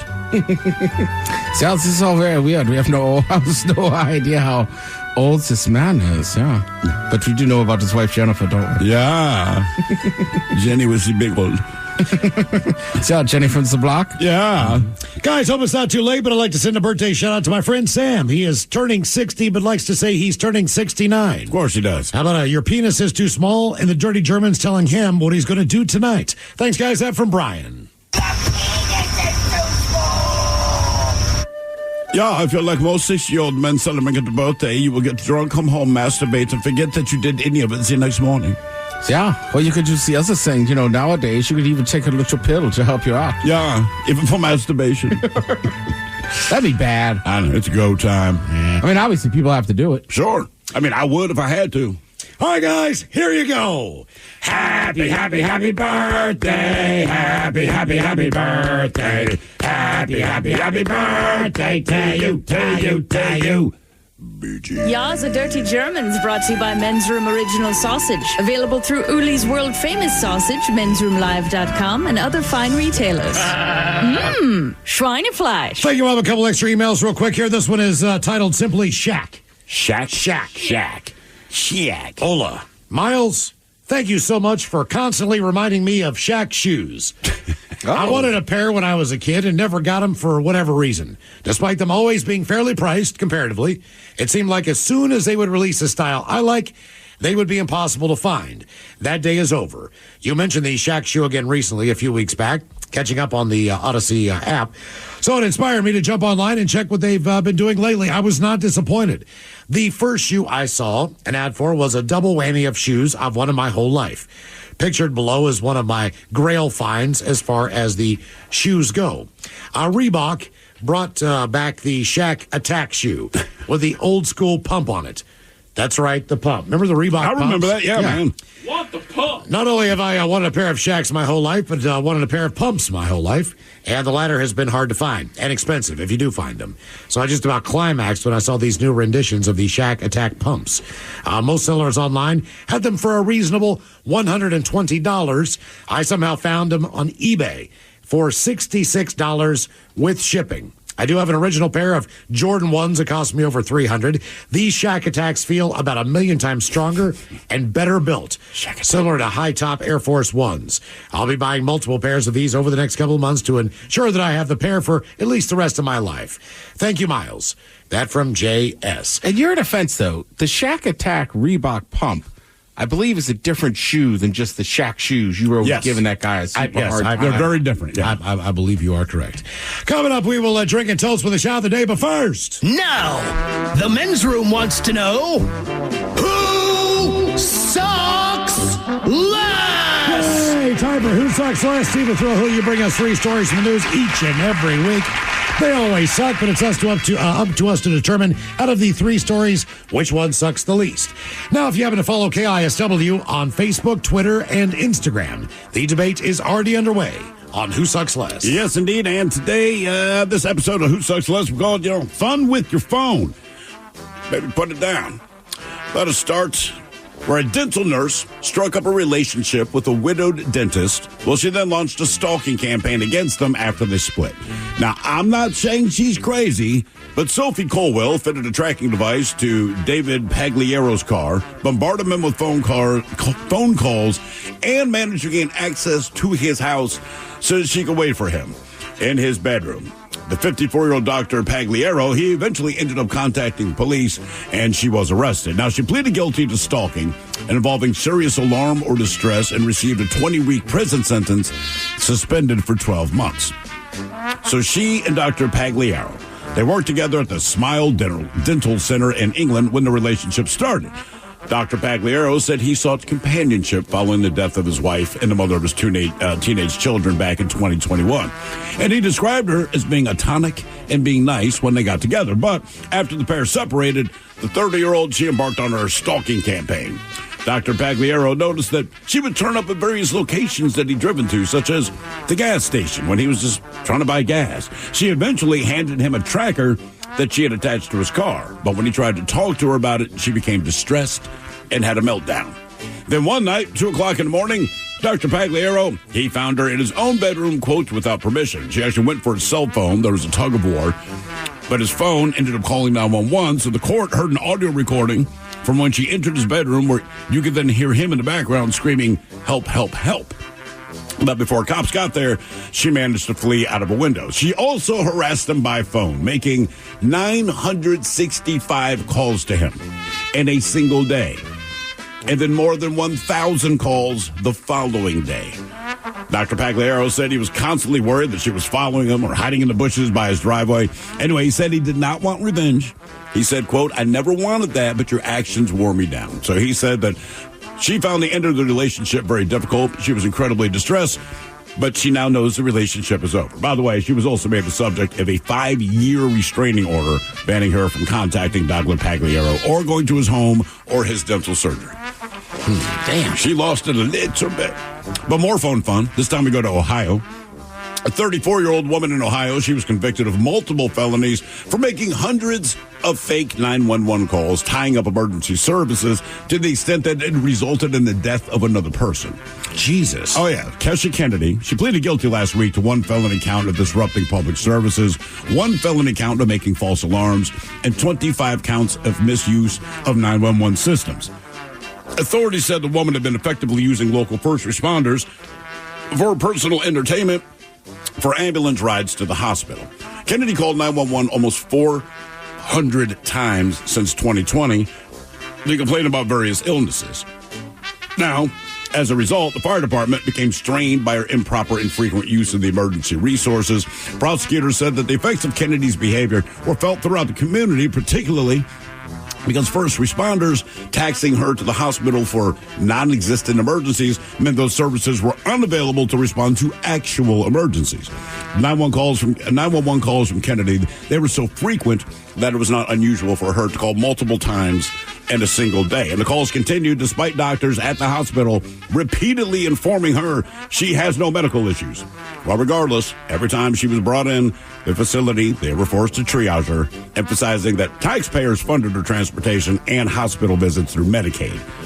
She's also been abusing the emergency service resources in several other counties. 1, 2, 3, 4 other counties in Ohio. In fact, one of them, she was convicted of misusing the county 911 system. So this is just what she does, but at one of the times they're taking her dumbass to the hospital, someone who had an actual medical emergency could not get attention in that.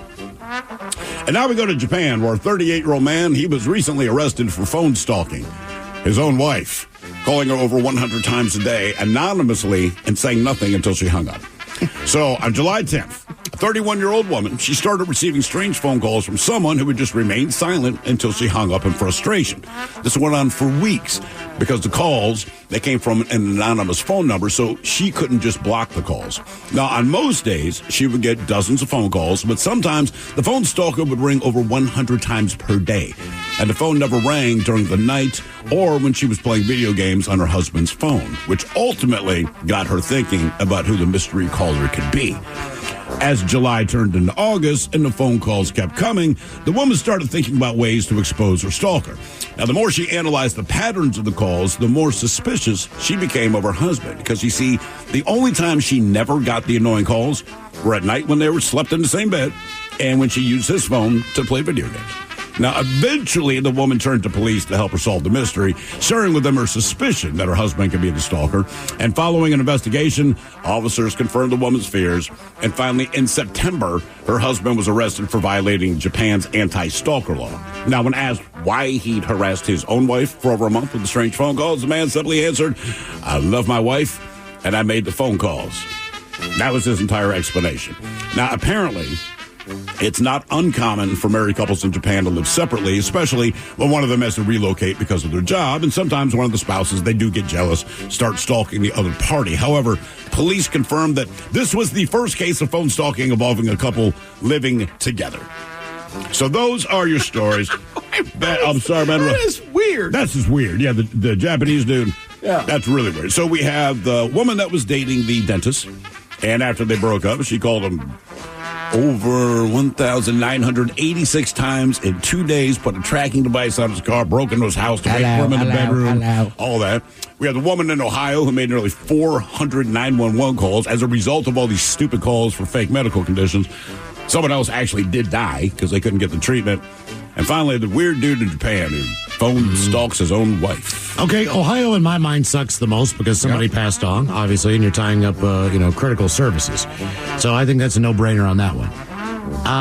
The woman in Ohio, it's a little bit much to put a tracking device on someone's car continually. No, she's in England. The one who put the tracking device. Oh, that's in England. That's in England. That's in England. Okay, I think that's a bit much. A bit much. So look, I'm sorry, she married that guy in Japan. Right. They're husband and wife one way or another. You hopefully know your spouse and know what they are capable of doing and know their quirks and their weirdnesses. So to me, since this is a direct family member, this is the person's spouse who continually does this. In this instance, based on the other two stories, that one sucks the least. Yeah, I would agree with that. I mean, I think it's pretty simple to say Ohio sucks the most because that guy died. Somebody died. And then, I mean, honestly, I'm just going to agree with Miles because, again, like the woman in England, while nobody got hurt, just the shock of coming home and there's somebody sitting in your bedroom. And she shows up at the gas station when you're pumping gas. Yeah, like that's horrible. I mean, this is getting creepy, man. Nah, the only thing I will say different than Miles is, like, if you can't mentally torture your wife, what's the point of getting married? All right, fair enough. Fair enough. Yeah, right. Like, I feel like this guy was just like, I'm just going to mess with her. That's what I bought with the ring. Yeah. Have a little fun out of this. Hey, no more mouth hugs? I get to mess with you. It's just weird. It's just weird. Yeah. That is super weird. I didn't do anything to I'm her. glad nothing bad happened as I was dying laughing the whole time you told that story. Like, what? Well, and then he's like, it's just because I love her so much. It's like, no. I really want to know why you're doing that. Because you're crazy. Don't BS me. Like, that's your wife. That's you're fine. A guy, Whatever. You are a guy. You want to mess with your spouse's mind. You're on the couch. You're sitting there. Just stand up and start walking somewhere. Right. They have to know where you're going. That's right. Don't say a word. Don't just start walking. Yeah. Because if they get up and go someplace, God doesn't care. He doesn't care where you're going. You're going wherever you're going. But if a guy sits up and starts walking, could be going to the bathroom, might be going to the kitchen. You never know where he's going. You just effed her mind up. Just walk out the front door, She's too. completely confused. Just walk out the front door. If you walk out the front door, they will absolutely pop the top, dude. She cannot believe that you are moving around right now. Yeah. She wonders where you're going. That's how you. Going to get a pack of smokes. Yeah, exactly. That's what I'll say. Debate continues on Who Sucks Less. If you follow KISW on Facebook, Twitter, and on Instagram there. Shot of the Day's coming up. You're listening. At Lovers, you can get what you really want this holiday, a perfect pleasure present. Find a sexy gift for a loved one and pick up something indulgent for yourself. Lovers has lingerie, toys, and accessories for every desire. Lovers Rewards members can win a holiday sweepstakes grand prize worth over $4,000. With 18 Western Washington locations, Lovers is the place for sexy holiday gifting. Mention Indulge for 20% off your purchase. Visit loversstores.com for official sweepstakes rules. Early holiday deals are here, and so are amazing deals at Amazon. You'll save so much on early holiday gifts for the kitchen, like appliances and cookware. You'll have money left over for a sauce pot, so you can make your mom's famous gravy recipe. Yuck. Or at least try to. Or that cutting board for the ultimate holiday party buffet. Is that a charcuterie pyramid? Oh, what fun it is to save. Shop early holiday deals now.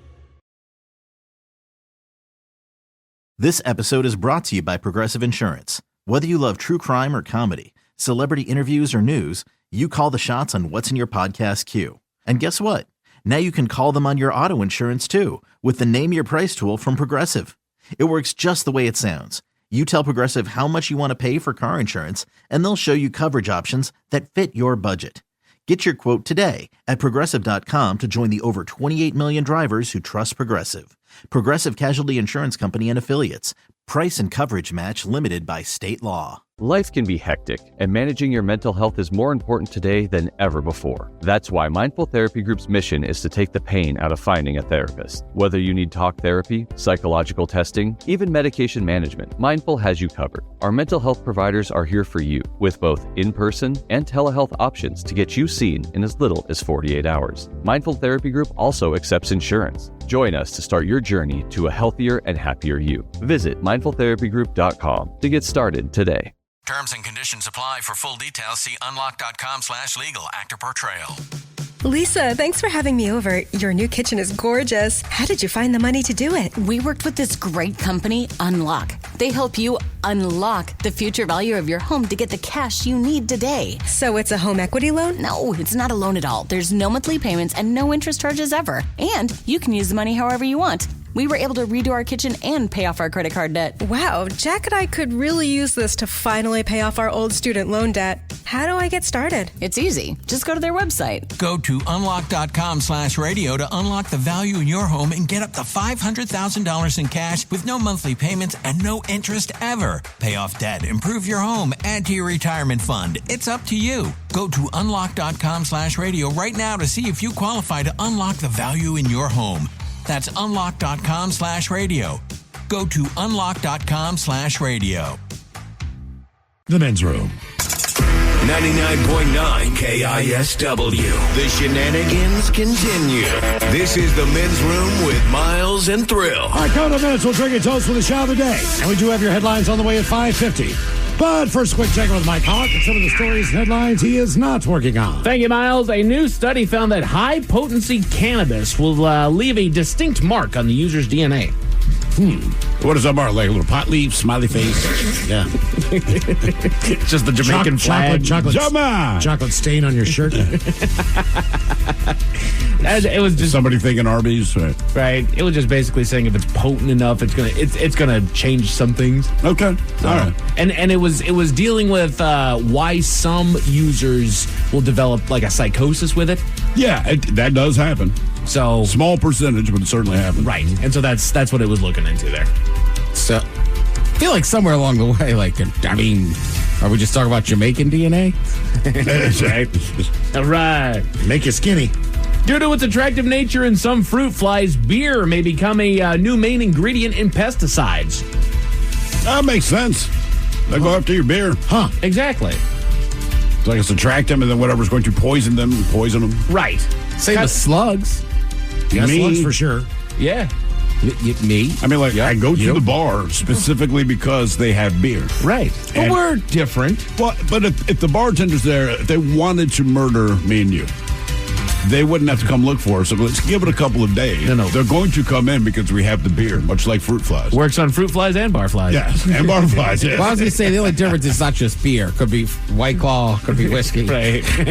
Orange juice mixed with Miller Lite. High Life. On Sundays. On Sundays, my bad. I mean, in a way, it just kind of becomes a different kind of fly trap, doesn't it? Yeah. You know, because like wax paper or like fly paper, stuff like that, like it has a pheromone on there that attracts them. So if it's a food source, that should work too. There you go. Yeah.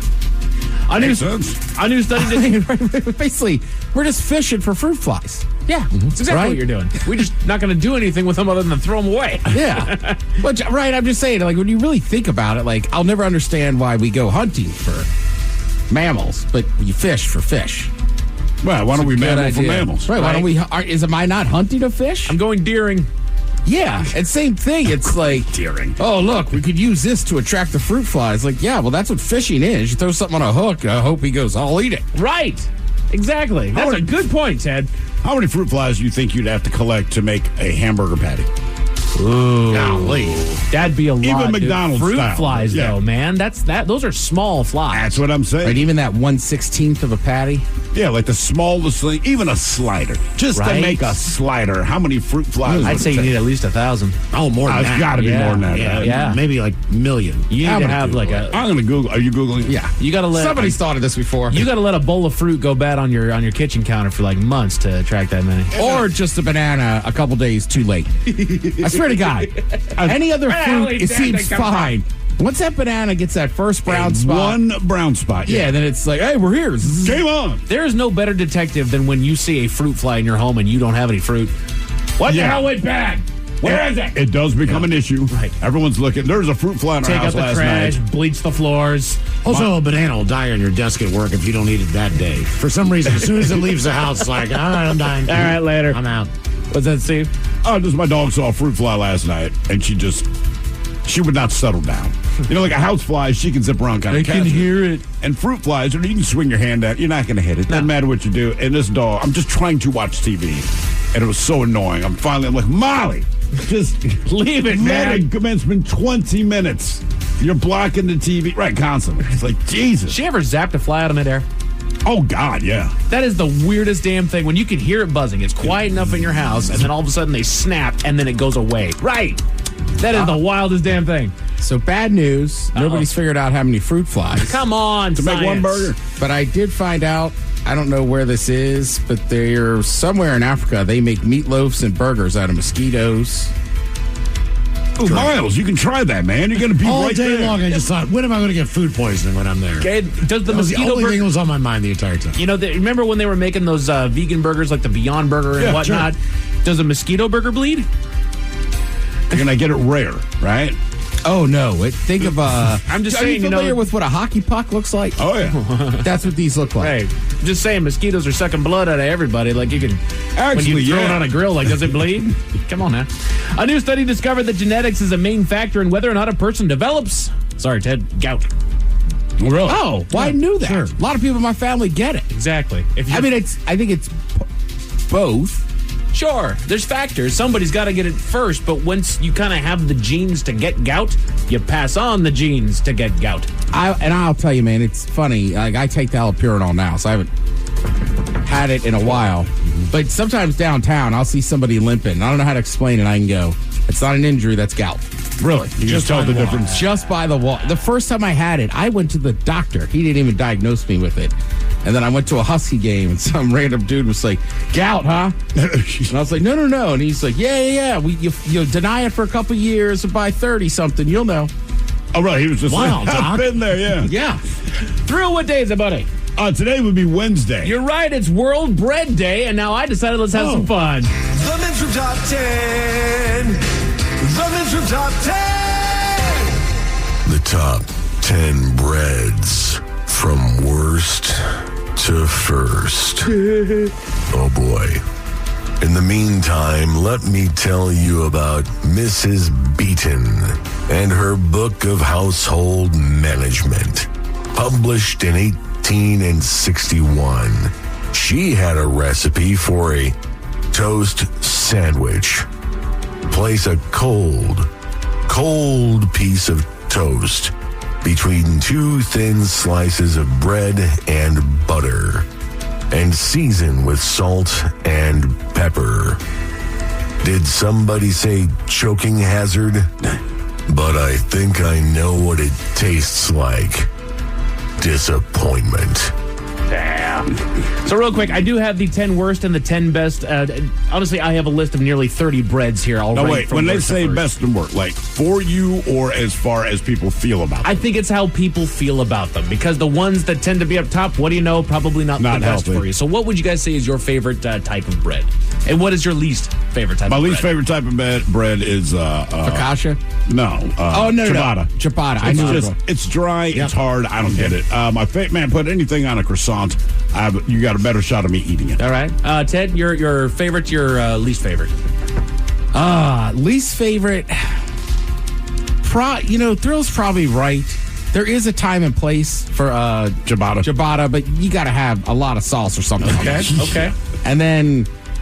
honestly, I'd say anything King's Hawaiian. Okay. Miles. Oh, good call. Ciabatta, obviously number one. Wow. There's no secret there. I mean, I think that's universal. Favorite bread? And they're pretty liberal with what they call bread here. You know what, man? I do like an Italian loaf, but I'll say challah. Okay. So here you a challah back girl? That's right. Challah bread's delicious. Here's the bottom of the list here. Okay. Right. So number 10, not exactly the worst, but it's on the list of the worst. Hawaiian bread.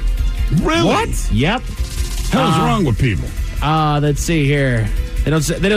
It's kind of midway on the list. Like I said, it's not the worst, but it doesn't top the top 15, as it were. You gotta be kidding me. They go with milk bread at number 9 of the.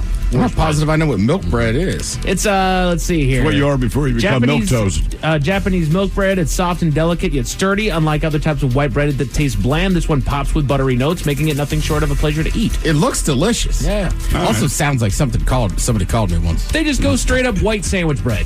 Yeah. I mean, it's plain. I can understand why it's not among the best. It's plain, but I feel like white sandwich bread, for the most part, like that's your home bread. So whether you want something savory, something kind of sweet, if you just want standard toast, like it's versatile. Matzo bread. It's okay. I've never actually seen or tried matzo bread. Yes. That looks like the flatbread at Subway. Right? Well, except it's drier. Kind of. Oh, is it really? Yes. Yeah. They say quick bread. Includes recipes like banana bread, pumpkin bread, apple bread. Oh, okay. Like this quick. Yeah, I didn't know we could count those as real bread. Like I was saying, they get liberal with what they go with bread here. Give me banana bread, I'm down. So these are I'll take a turkey sandwich on banana bread. So these are the worst breads. They say they think this one's overrated. Sorry, Miles. Challah bread. They say it's overrated. Challah bread is overrated. Okay. To these Get the impression that sweet breads did not do well on this list, because I like potato bread, but... Right. Challah bread didn't do well. Hawaiian bread didn't do well. Soda bread. I don't really like soda bread. Irish soda bread. Somebody has to make it super correctly. Then it's good. But I've only had a good piece of it probably 10 times. Out of how many? Oh, hundreds. My mom will order it wherever we go. Sean O'Donnell's has pretty good soda bread. Yes, they do. Yeah. You know, he was actually at my auction over the weekend. Oh, yeah? Was he? Oh, yeah. No, Wes. Yes, sir. The Sean O'Donnell. Bid something. Miles and I have spent thousands in there. That's right. I'm a member of the birthday club. Beer bread. Again, these are a list of the worst beers. Beer bread. I don't know the last time I had that. It's been a long time. I don't think I disliked it, but it's something I was so infrequent it doesn't even... Sounds like something your uncle made. By accident and gave it a name. I'm sorry to say that number 3 of the worst breads, they go with the brown bread. Just wheat? No. Or like pumpernickel, you the mean? brown bread from like Cheesecake Factory. Oh, like the kind they have at Outback Steakhouse? I know. Well, the butter goes a long way, but I was going to say, I love those. Without the butter, do we like it? Because, right, it's always given to us warm. The butter melts in there. But I expect that butter that's sweet with that bread. Yeah, exactly. I mean, it's kind of like cream cheese and a bagel. Number 2 worst bread, wheat bread. I would agree with that. No, sorry. That actually is the worst bread. My bad. I miscounted my list. That is number Wheat 1. bread? The worst bread. I mean, I will bread. say, though, like, it's supposed to be healthier for you, right? I mean, because they compare it to white bread, and you go like, sure, it's healthier than white bread, yes. So, I mean, if you eat it enough, like I started eating it as an adult, like I'll get wheat bread all the time. I just don't. And look, it's not wheat bread's fault. It's my parents' fault. Sure. But they only ever got wheat bread because my dad, that's what he wanted. And he's like, when you get a job, you can get what you want. I have not bought wheat bread since I moved out. Honorable mentions in the in-between before we get to the best. Cornbread. All right. Cornbread. Pretzels. That's right. Bread. How about pretzel rolls? I'm going to screw up this name. Chapati and roti. Sure. They're made thinner. They're made thinner than naan and cooked on a flat griddle. Ooh. They're a type of flatbread. All right. Yeah, I'm down with flatbreads, man. Texas toast. Oh, yeah. I didn't think that was a consideration. Like I said, they're get very real liberal. loose with it. Do you mean Texas toast as far as the bread is concerned? The thickness, whiteness, just the bread? Doggone Texas toast. Wow. Yeah, man. You get that once a year for that leftover sandwich. That's when you're making. Boom. But you're making French toast in the morning. You're making BLTs. Yeah. Pumpernickel bread. I love pumpernickel. I like you just pumpernickel. can't. It's not very popular anymore. And Rye bread. Isn't it like the least Another good healthy? One of them, yes. I like rye. I do like rye. Pumpernickel and rye bread I like for a specific thing. Like I'm at a Jewish deli. Right. I was getting a thinking the Reuben. same thing. Yeah. Focaccia. Focaccia, dig great it. bread. Awesome. That's a damn fine bread. Get some oil and some balsamic, man. I don't It's like not- sandwiches on it. Thank but you. like, It's too thick to be a sandwich. No, it's a peely bread. Make a pizza on focaccia, man. It'll change your freaking life. Completely disagree. Really? Make a sandwich on focaccia. Turkey, red onion, lettuce on focaccia. Ooh, like a But as a sandwich, yeah. it's just so much. It's not that it tastes like bad, a caprese. but I feel like when I bite into it, there's like 90% of my mouth is bread and 10%. If it was whatever open else. faced, you don't need that much Yeah, bread. if it were open faced, I'd be down. Non bread. Yeah, I like Non-bread's non-bread. great. Awesome. And look, if you think you don't like Indian food, get butter chicken, tandoori non-bread. chicken, and non-bread. You will be happy. Good introduction. 10 breasts. 10 breasts. Ooh, 10 breasts. 10 5 women. Best breads. Boule. Am I saying that right? It's a Boule, French. boule, It's a French boule, bread. boule. Do you have a picture of I don't know it? if I've had it. It's honestly, it just looks like a loaf of bread. Yeah, you know, everyone would recognize Is that it. called like basically just artisan? Translates to round, rather. I think if you served it at Yeah. a restaurant, you'd call it artisan, because if you called it boule, no one would know what the hell you're talking about. Multigrain bread. It has its place. It has its place. I do like some of that Dave's Killer multigrain with the nuts on Dave it. makes a good one. His bread is killer. It's a crime that it's number 8, brioche. I like brioche. Oh, damn it. You're right, That's one of the best damn breads out there. That deserves When to be you a see lot that higher for a than hamburger, man, you're like, they don't I'm gonna know order how it. to make a hamburger. Hey, Yeah. no, sir. Potato bread. Love it. Oh, good. Yeah, man. Holidays are coming up. Potato bread season's upon us. I'll tell you what, if you make a smash burger at home, trust me on this one. Put it on a All potato day. roll. Garlic bread. Again, these are the best breads. I mean, well, sure. You know, It's not really- it's not like it's its own bread. Yeah. The French baguette. Decent. It's Dude, I'll go to town on a doggone baguette. It's just, again, it kind of goes back to ciabatta. Believe it or not, ciabatta was made in Italy, trying to kind of recreate the French hard bread or whatever. And that's All right. what we got is the ciabatta. So I think it's better than ciabatta, but again, it's just a little too dry for me. Yeah, my only issue with the French baguette is like we used to make subs on them, but Oh, it's yeah. so hard that I feel like all the meat just like slides out. Tortillas. Yeah. Yeah. I mean, come on. I could eat a wrap. I could get rid of bread in general, just eat tortillas. Yeah. Pita bread. Yep. Strong. I think a wrap's better than pita, but yeah. Number 1 on the list, sourdough. Okay. All right. Sourdough bread. Okay. And then drum roll, please. Number 2 on the list of the best breads according to tastingtable.com. The wonderfully delicious ciabatta bread. Boo, come on. Ciabatta bread's number 2? Ciabatta bread is number 2 on this list. Oh, my God. Suck it. I mean, I feel like, again, you have to either toast it or you got to have like a meatball on there so there's sauce. Anything. You guys aren't doing it right. You got to do something. Maybe we're Ciabatta's not. damn fantastic. A woman right here in Snoqualmie was arrested for porch pirating, but she didn't... oh, no kidding. Oh, no, go ahead. Oh, and she didn't do the best job at hiding it. I'll tell you all about it at 550 miles. By the way, we just got an update. One of our more astute listeners, they did the math for us. If you want to make a quarter-pound patty out of fruit flies, it would take approximately 456,000. All right, so now you know. What did you guess? I was $1 million. $1 million? I was a little under. So you use half that much, you can have your fruit fly burger. Headlines are coming up at 5:50. In the meantime, let's get a contestant on the line for Profile This at 206-803-ROCK. Have we made it to drinking time? At Lovers, you can get what you really want this holiday, a perfect pleasure present. Find a sexy gift for a loved one and pick up something indulgent for yourself. Lovers has lingerie, toys, and accessories for every desire. Lovers Rewards members can win a holiday sweepstakes grand prize worth over $4,000. With 18 Western Washington locations, Lovers is the place for sexy holiday gifting. Mention Indulge for 20% off your purchase. Visit loversstores.com for official sweepstakes rules.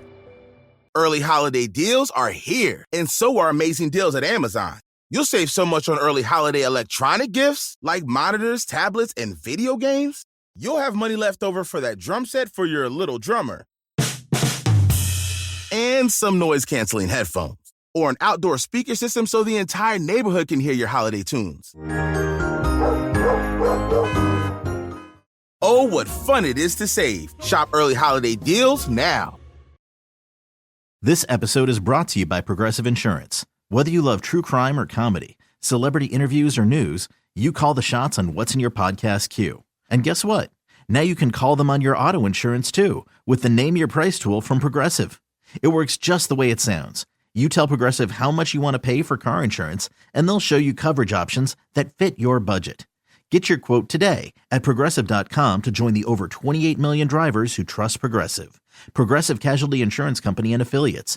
Price and coverage match limited by state law. Getting help for mental health shouldn't be as hard as it is. Thankfully, Mindful Therapy Group is here to make your mental health journey as painless as possible. Be seen in as little as 48 hours for in-person or telehealth appointments. Mindful partners with thousands of licensed clinicians to find the perfect fit for you. Whether you need talk therapy, psychological testing, even medication management, Mindful has you covered. Mindful Therapy Group also accepts insurance, so you can focus on you and not your wallet. Visit mindfultherapygroup.com to get started today.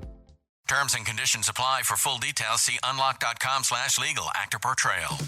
Lisa, thanks for having me over. Your new kitchen is gorgeous. How did you find the money to do it? We worked with this great company, Unlock. They help you unlock the future value of your home to get the cash you need today. So it's a home equity loan? No, it's not a loan at all. There's no monthly payments and no interest charges ever. And you can use the money however you want. We were able to redo our kitchen and pay off our credit card debt. Wow, Jack and I could really use this to finally pay off our old student loan debt. How do I get started? It's easy. Just go to their website. Go to unlock.com/radio to unlock the value in your home and get up to $500,000 in cash with no monthly payments and no interest ever. Pay off debt, improve your home, add to your retirement fund. It's up to you. Go to unlock.com/radio right now to see if you qualify to unlock the value in your home. That's unlock.com/radio. Go to unlock.com/radio. We know what they really want this holiday. The perfect pleasure present from Lovers. Find a sexy gift for a loved one and grab something to satisfy yourself, too. Lovers has all the toys and accessories for every desire. Lovers Rewards members can win a holiday sweepstakes grand prize worth over $4,000. With 18 Western Washington locations, Lovers is the place for the hottest holiday gifting. Mention presents for 20% off your purchase. Visit loversstores.com for official sweepstakes rules. Early holiday deals are here, and so are amazing deals at Amazon. You'll save so much on early holiday gifts for the home, like vacuums, bedding, and home decor. You'll have money left over for those sweet handbells you've had your eye on. Or that standing mixer to whip up some holiday cookies. Oh, what fun it is to save. Shop early holiday deals now.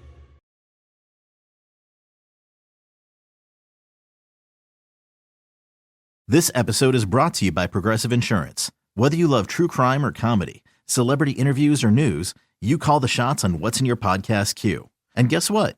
Now you can call them on your auto insurance too with the Name Your Price tool from Progressive. It works just the way it sounds. You tell Progressive how much you want to pay for car insurance, and they'll show you coverage options that fit your budget. Get your quote today at Progressive.com to join the over 28 million drivers who trust Progressive. Progressive Casualty Insurance Company and Affiliates. Price and coverage match limited by state law. Hey, anyone know what channel the game's on?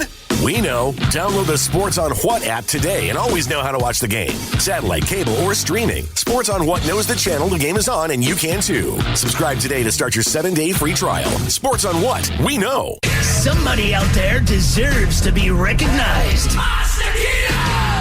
And the men's room knows just who it is. So to you, we say, bottoms up, sailor. You're the toast of our shot of the day. Drink time it is, and as usual, we had Tuesday Drink Task and Stephen Throwhill to find out who we're toasting. Yes, indeed. And today we toast the city of Stadtallendorf, Germany. After spending tens of millions of dollars, the city debuted a brand new building. The local paper hailed it as, quote, modern, innovative, and state-of-the-art, which kind of reinforces the reputation of German engineering, right? Well, earlier today, emergency services, they were alerted to a fire that had started in the vehicle before quickly spreading to the whole building. About 170 firefighters, including members of the local volunteer fire brigade, they showed up to fight the 30-foot flames. Now, no one was injured, but 10 fire engines were actually destroyed because the building in question was the new fire station that was not equipped with a fire alarm. Oh, my. And before you say, well, that's stupid, believe it or not, there is no law in Germany requiring that a fire station specifically have a fire alarm, but they also had electric vehicles in there, and one of those batteries burst into flames, spread to the building, so the whole thing burned to the ground. Damn. Yeah, I get the feeling that law will change. They said there's a little, quote-unquote, public outrage about that. You would just think the firemen themselves would be like, where's our fire alarm? You would think that. All right. No one asked. So we pour this booze, and we drink this booze because we think it's yummy. Yummy! So over the tongue and down the throat to party in our tummies. Down the hola, bichola! The men's room presents Profile This. And Stephen Throwhill, could you please tell everyone how Profile This is played? Oh, I sure can, Miles. It's a simple game where we share with you a real-life news story. Something that happened right here on planet Earth. And as you listen to the story, based on the stereotypes you believe to be true of people and the decisions that people make, we'll ask you what it is you think makes the story a story. Hello, Adam. Welcome to the men's room. Hola, gentlemen. Hola. All right, Adam, you understand how this here game is played? Yes, sir. Fantastic. Today, you have a choice of one of 3 categories. We have interior decorating, where you guess the foreign object that ended up on the inside of someone. We have hit me with your best shot, where you guess the unconventional object that someone chose to use as a weapon. And finally today, animalize this, where you guess the animal responsible for causing the problem. Oh, let's animalize this. An animal has been scratching around a supermarket gas station for at least a week and a half, causing a social media stir in a Welsh town. Now, regular sightings of the critter, they have been reported. One man named Ems Hanley, who does wildlife rehabilitations in the town, helped form what he's calling the Animal Rescue Team. Quote, a witness said she saw the animal jump from the back of a truck, so we have kind of an idea where it came from. It's understood the animal made a bid for freedom while the truck that it was in had stopped for fuel. According to the manager of the gas station, she's been there coming up on 3 weeks now. Now, Ms. Hansley also said it could be more than one animal that's being spotted. Quote, there are supposedly 3. We've seen pictures that look like at least 2 different animals. We've not seen pictures of a third one. Unfortunately, these animals are terrified of people. She added how they seem to be in a green area adjoining the parking lot, but hidden in the thick hedges. So Ms. Hanley said that her team, they're waiting to get technical help with a thermal scanner in the hopes of searching the thicket so that they can find these animals. Now, the question is, what kind of animal or animals are on the loose? Is it pigs, monkeys, lizards, or chickens? Pigs, monkeys, lizards, or chickens? What's hiding in the thicket in the green next to the gas station? Well, wow, that's going to be a fun one. Miles, Ted, what are you guys thinking? I'm going to go with one of my crazy theories. Where are they stuck again? Somewhere in Wales. No. What kind of area is it behind there? So there's a gas station, there's a green area, and then next to the green area is this big thicket, and they believe that's thicket, huh? Thicket. They're pigs. Pigs. Okay. Get it? Thicket. Adam, I'm going to go monkeys. You know, Miles, I'm going to join you with monkeys just based on that I know Monkey Fighter Jerry, and it has to be monkeys. Okay. Well, if you win, you get a pizza from him. All right, what are these animals that are hanging around this gas station? Pigs, monkeys, lizards, or chickens? We'll find out next. That was a tease. 99.9 KISW. We return to the men's room with Miles and Thrill. Categories analyze this on Profile This. We got an animal that's been hanging around a gas station in Wales for maybe over a week. Could be 3. Might not just be one animal. They think it might be a few. They just can't tell. But they have not been able to track any of the animals down. So the question is, what did they see? Pigs, monkeys, lizards, or chickens? And Adam, that is the very question that we posed to you. Ted, you went with pig. Maybe we're talking about pig nipples all day. Not a pig. All right. And Adam, you know Jerry the monkey fighter, and as a result of that, you agreed with the very old Miles Montgomery, got to be monkeys. It was not monkeys. They don't need Jerry over there. It's chickens. Chickens? Chickens. Then who cares? I don't know. That's why I chose care? the story. We need a thermal. Why do you care? It's a chicken. Don't they coo and stuff? Maybe it's 3 chickens. Does it matter? Does it matter? Right. They're going through all this. This is not a problem. It feels very Welsh to get pissed off about that. They're not mad. It's just more, for whatever reason, it's very, very important to them. Are they hungry? That they resolve this 3 chicken problem. Yeah, it's chickens hanging out in the thicket. That chicken in the thicket. Whatever makes you angry. Chicken in the thicket sounds like a euphemism. It also sounds like a British food. Right. It sounds like a snack. Like you put the hole in the bread and drop the egg. Yeah, exactly. Americans have the chicken in a biscuit. We have a chicken in a thicket. Now, for all TV news all the time, it is time for TV Time with Ted. And now, because your pathetic life is confined to countless hours in front of a talking box, the Men's Room presents TV Time with Ted. Just an egg on rice.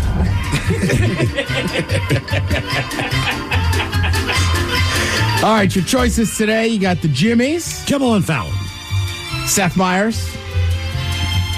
Colbert. Tomlinson. Or Ted Smith.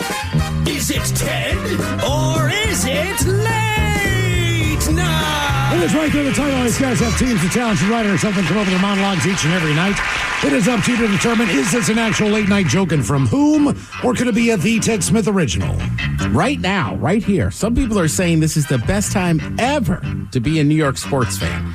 The Yankees are in the ALCS. The Mets are in the NLCS. The Knicks are pushing for a championship in the NBA this year.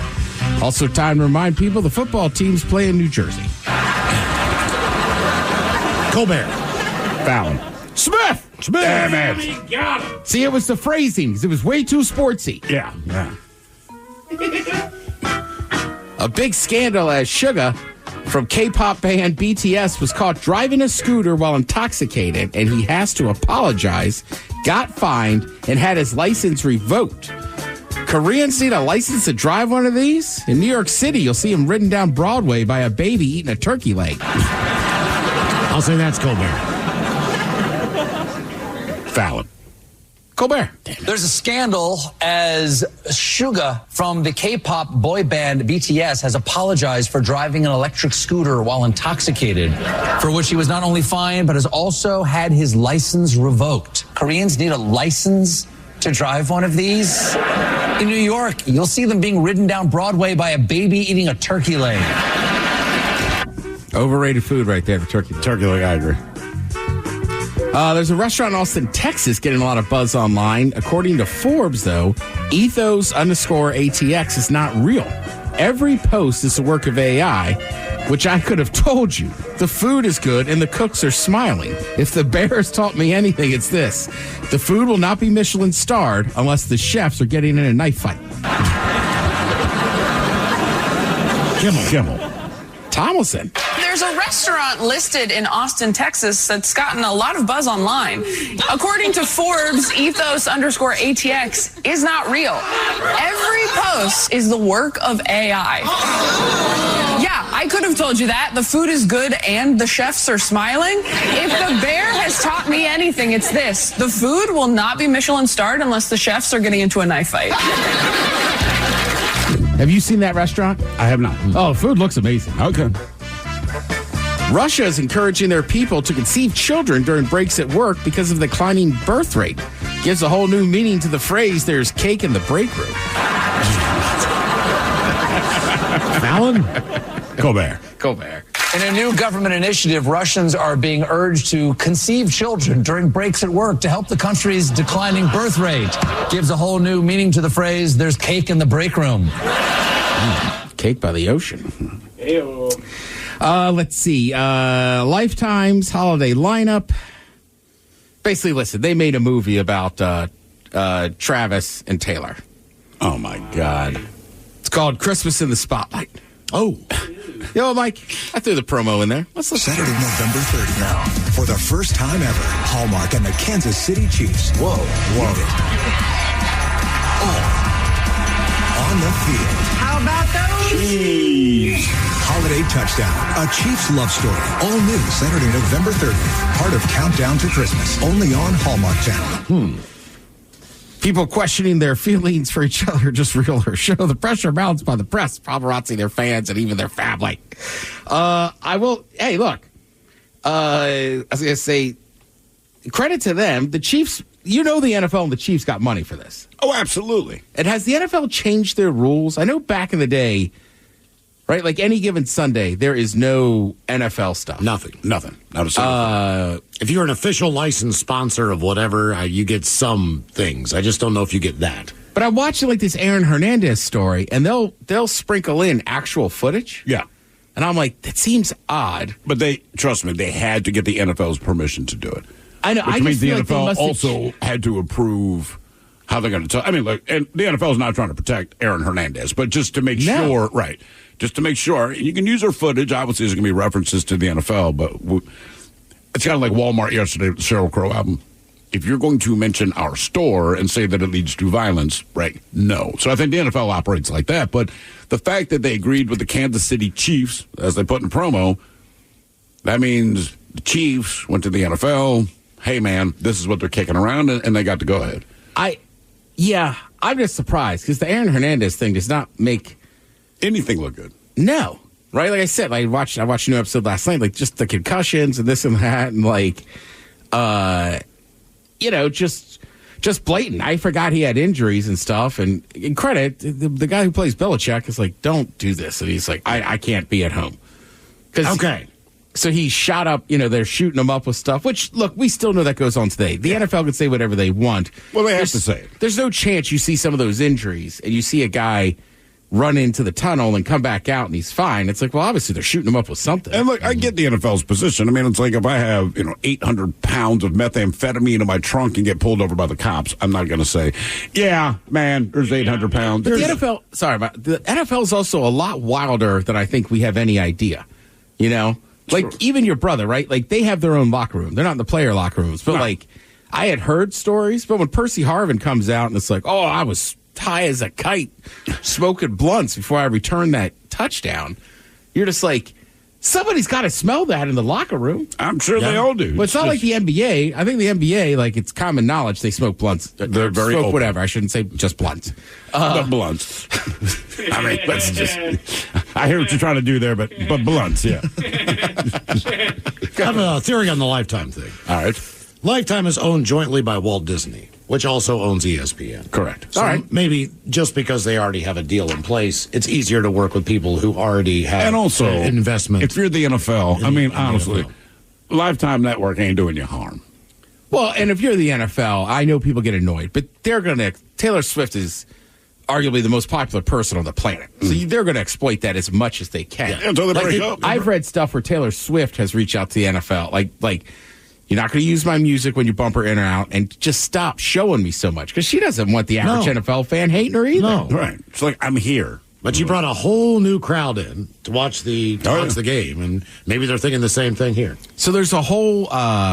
I found this guy, I think for Bro Bible, right? And the guy's just kind of a nerdy dude. So I was telling Throw about this. He started going and watching like Taylor Swift like Reddit threads and everything. So like last year, he was saying all the Swifties, it was kind of funny, is they'd be like, I don't understand why they just don't like throw the ball to this person, or like, how can they not score? They have the best players. And then he said, he's like, they have gotten really smart. Like by this year, they're breaking down like defense. Why are they doing the cover two? Awesome. Exactly. Great. Right? It's just like, right? It's obviously like, nickel route, damn it, nickel route. I mean, yeah. Right. It is kind of funny, but I mean, those fans are crazy. But at least they're into football then. Yeah. I mean, that's the good thing. Cool. Let's see. So remember Jerry Seinfeld? I think it was about a year ago. Who? Jerry Seinfeld. By the way, there's a little like tour. I don't know if they just did a one-off show, but it's like Gaffigan, Seinfeld, my guy Nate Bargatze, and then I'm trying to forget who the fourth guy was. And like they get up on stage, they're all up there together, and Seinfeld's he's barely ripping Nate a little bit, right? And then Gaffigan, of all people, kind of jumps in. And like, if you've never seen Bargatze's stand-up, he's a pretty kind of monotone dude, just like, well, I mean, I don't know. You know, almost like a Southern Jerry Seinfeld. Okay. So like, they're kind of ripping him, and he just goes, oh, I didn't realize we were up here to just make fun of each other. Stop it. So he came out and said the extreme left, I think it was like a year ago, was ruining comedy. Yeah. They had not done any.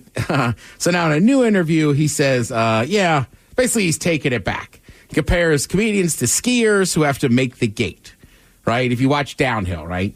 So you could, or the slalom, you got to go down, but at certain points, you got to make those gates. Yeah. Right? The course is going to change. He says, whatever the culture is, we make the gate. You don't have to make the gate. Or if you don't make it, you're out of the game. The game is where the gate and how I make the gate and get down the hill the way I want. He also adds, which I agree with, this culture change. Are there things I used to say that I can't say because that everybody's always moving? Yeah, that's the biggest, easiest target. And look, he's right. There's certain words, certain groups, his observation stuff. He's like, look, there's plenty of words we talk about we used to say on the air. Oh, my God. Yeah, we wouldn't say any more. Yeah, you wouldn't do it. And the thing is, like, if you can't move, you don't have to like everything, but if you can't move with the times, that's on you.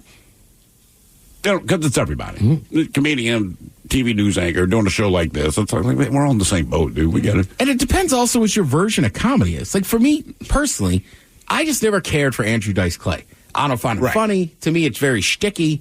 And I get it. It is. You're not funny. It's one shtick. And the shtick's not bad, but there's nothing else to do. Same thing about Sam Kinison. Yeah. You know, you're right. I watched a whole special on him, and he never reached the heights of, like, that first album and everything. But, but also, I get some people like that stuff, but, like, not every comedy has to be like that. Now, look, there's some comedians I like that I think would shock people, but I don't know. I like it when they do it.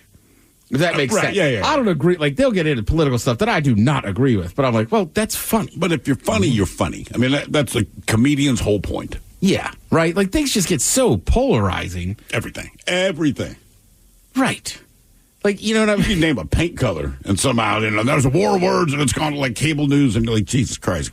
The guy said he wanted to paint his dining room yellow. And somehow it spiraled into this nonsense. I know. Like, last weekend, I was doing my Obama, and somebody was like, dude, that's a really good Obama. And I was like, yeah, but he's not been in office, so I don't get to do it anymore. And I said, between Biden and Trump, especially, I said, everybody just does Trump stuff now. Yeah. I said, but the Obama's still great, the way he paces and, it could be this, it could be that. Thrill. You know what I'm saying? What did Colbert tell him? He said, man, you put out whatever book you put out like 1-2 years ago.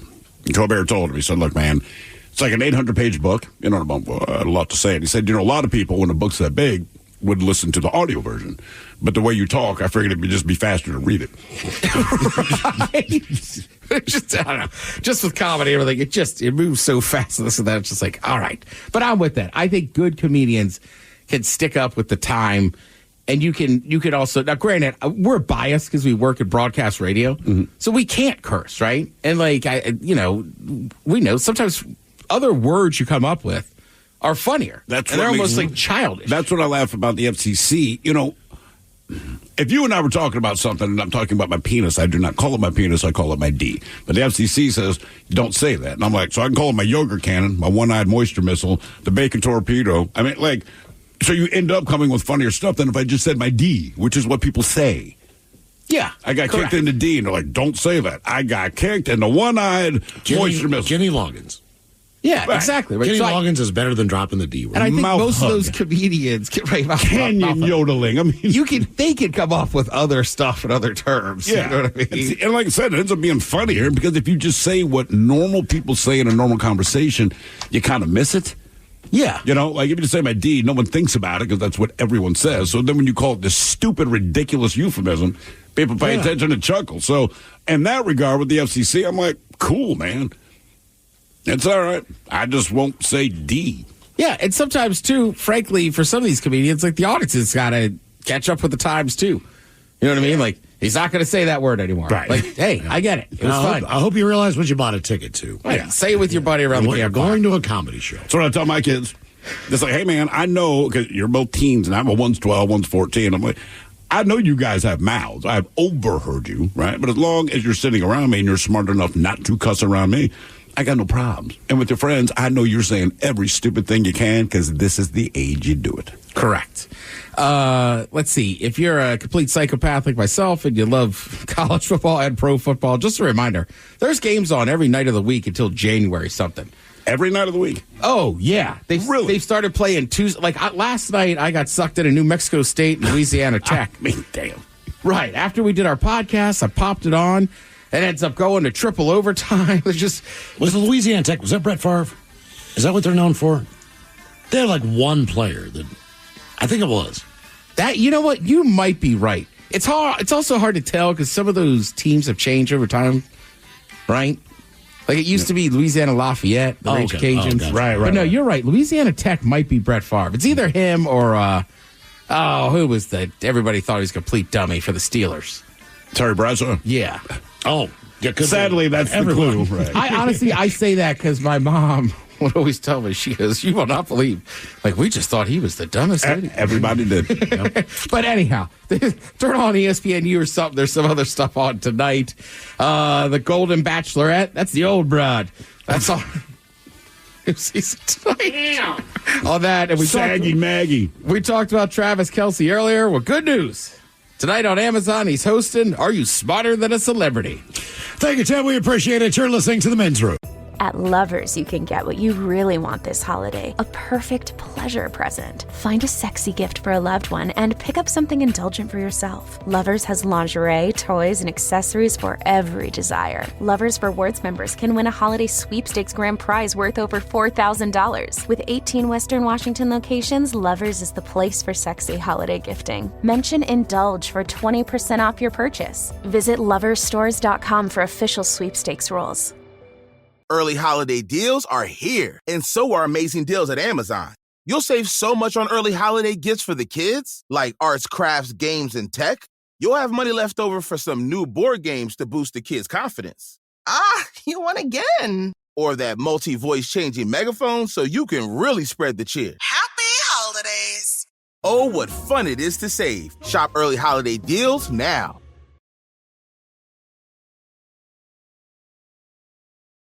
This episode is brought to you by Progressive Insurance. Whether you love true crime or comedy, celebrity interviews or news, you call the shots on what's in your podcast queue. And guess what? Now you can call them on your auto insurance too with the Name Your Price tool from Progressive. It works just the way it sounds. You tell Progressive how much you want to pay for car insurance, and they'll show you coverage options that fit your budget. Get your quote today at Progressive.com to join the over 28 million drivers who trust Progressive. Progressive Casualty Insurance Company and Affiliates. Price and coverage match limited by state law. The men's room returns with Miles and Thrill. Now, let's see what's happening in the real world. All right, here we go. Florida man was caught trying to steal a generator that happened to power a traffic light. Meanwhile, a dude tries to rob a pizza store. Unfortunately for him, he ended up in a fight. To Texas, where gang member is arrested after stealing thousands in panties from a store. Would you wear shoes that a porch pirate also wore? And a Florida man attacks the cops with fire. It's time for your headlines. Now, it's time to hit the headlines. Here's my car. All right, our top story, we stay right here at home and head to Snoqualmie. Police got a call from a homeowner in the area after spotting a suspicious-looking woman on their Ring camera, telling officers that she believed that she had been there the night before, stealing packages off of porches. After taking her into custody, police used Ring footage to positively identify her as the one that had stolen packages from two different homes, one containing Birkenstocks, the other a pair of boots. Seems to have a type. She might have been able to make a case for herself if she wasn't wearing the stolen boots at the time of her arrest. Did her shirt have anything to do with being a plunger? Did you hear that the boots were returned to the rightful owners? Yes, she was Would taken you to wear jail. Do you wear the boots again? Yes. You do? Yes. Depends what the person looks She's been like. wearing them for a week. Been wearing them for a week. Okay. These are your boots. It depends on if they're like scuffed or whatnot. And to be fair, I've got like one pair of shoes that I am like taking good care of because they're very, very nice shoes. Other than that, they're shoes. Right. So honestly, I wouldn't mind. My wife is probably a different story. Now, I say this, but I took a pair of bowling shoes that probably 5,000 people wore. You think it's only 5,000? Maybe more. I'm also with Thrill. I'm going to judge what this dude looks like. Right. Yeah. Was he wearing socks? It was a woman. Right. Right. No. But I'm saying if I had boots that somebody stole. Gotcha. Right. Does it look like his dirty ass feet dirtied up my shoes? Is kind of what you're looking at here. I see what you're saying. Yeah. I get you. How much mud did he walk through in my nice new shoes? Let me see your toes. Right. Oh. Yeah, I'm just going to judge his personal hygiene. Yeah, I'm with you. I want my shoes without jam, thank you. In other news, to Houston, Texas, where a gang member was arrested. So that is just a term I can't stand. I know. Toe jam. But the reason why is actually a little odd. He's in the U.S. illegally from Venezuela and was determined to be associated with a group known as TDA based on his tattoos. The gang is notorious for their brutal violence and murder as well as kidnapping, but our man here was arrested on charges of retail theft after he was found to have stolen $3,400 worth of women's underwear. Okay. And then what? They're like, we're unsure if it has to do with other gang activities as to why he's doing this. It's like, What kind of gang is he in? right. They might be trying to peddle some stuff, I guess, but We don't do Is that a drugs. Yeah. We don't carry weapons, but we will take women's underwear. right. Hey, man, you need some panties? Hey, brother, you look like a man wouldn't mind wearing women's underwear. I saw your ass when you walked by. This G-string would look phenomenal. Put them curves in this. We're pretty bad dudes. We go on panty raids. Exactly. Hey, man, these one got little frillies. It's Victoria's Secret Right here's lace, brother. Still in Texas, an upcoming criminal. Go ahead and give it a tug. Trust me, your girl will look sexy in these. These ones don't have a crotch, so her stuff all hangs out. It's a lie. Me and the boys wear them. Makes it easier for sex. Was it taking that long to take down panties? Like, it was like, we got to get the crotch out of them. I need it right now. Right. Come on. Still in Texas, an upcoming criminal learned about the on-the-job hazard after a botched robbery. The story goes that he walked into the local Marco's Pizza location and approached the counter, giving the employee a note that read, quote, "Don't say S, empty the drawer." Can I say poop? Brandishing a That's what you put. firearm. Can I say poop? Can I say caca? I won't say the S word because that is cussing. Brandishing a firearm holstered in his Feces. waistband. Not threatened, the employee instead grabbed the robber and put him in a chokehold while his coworker called police.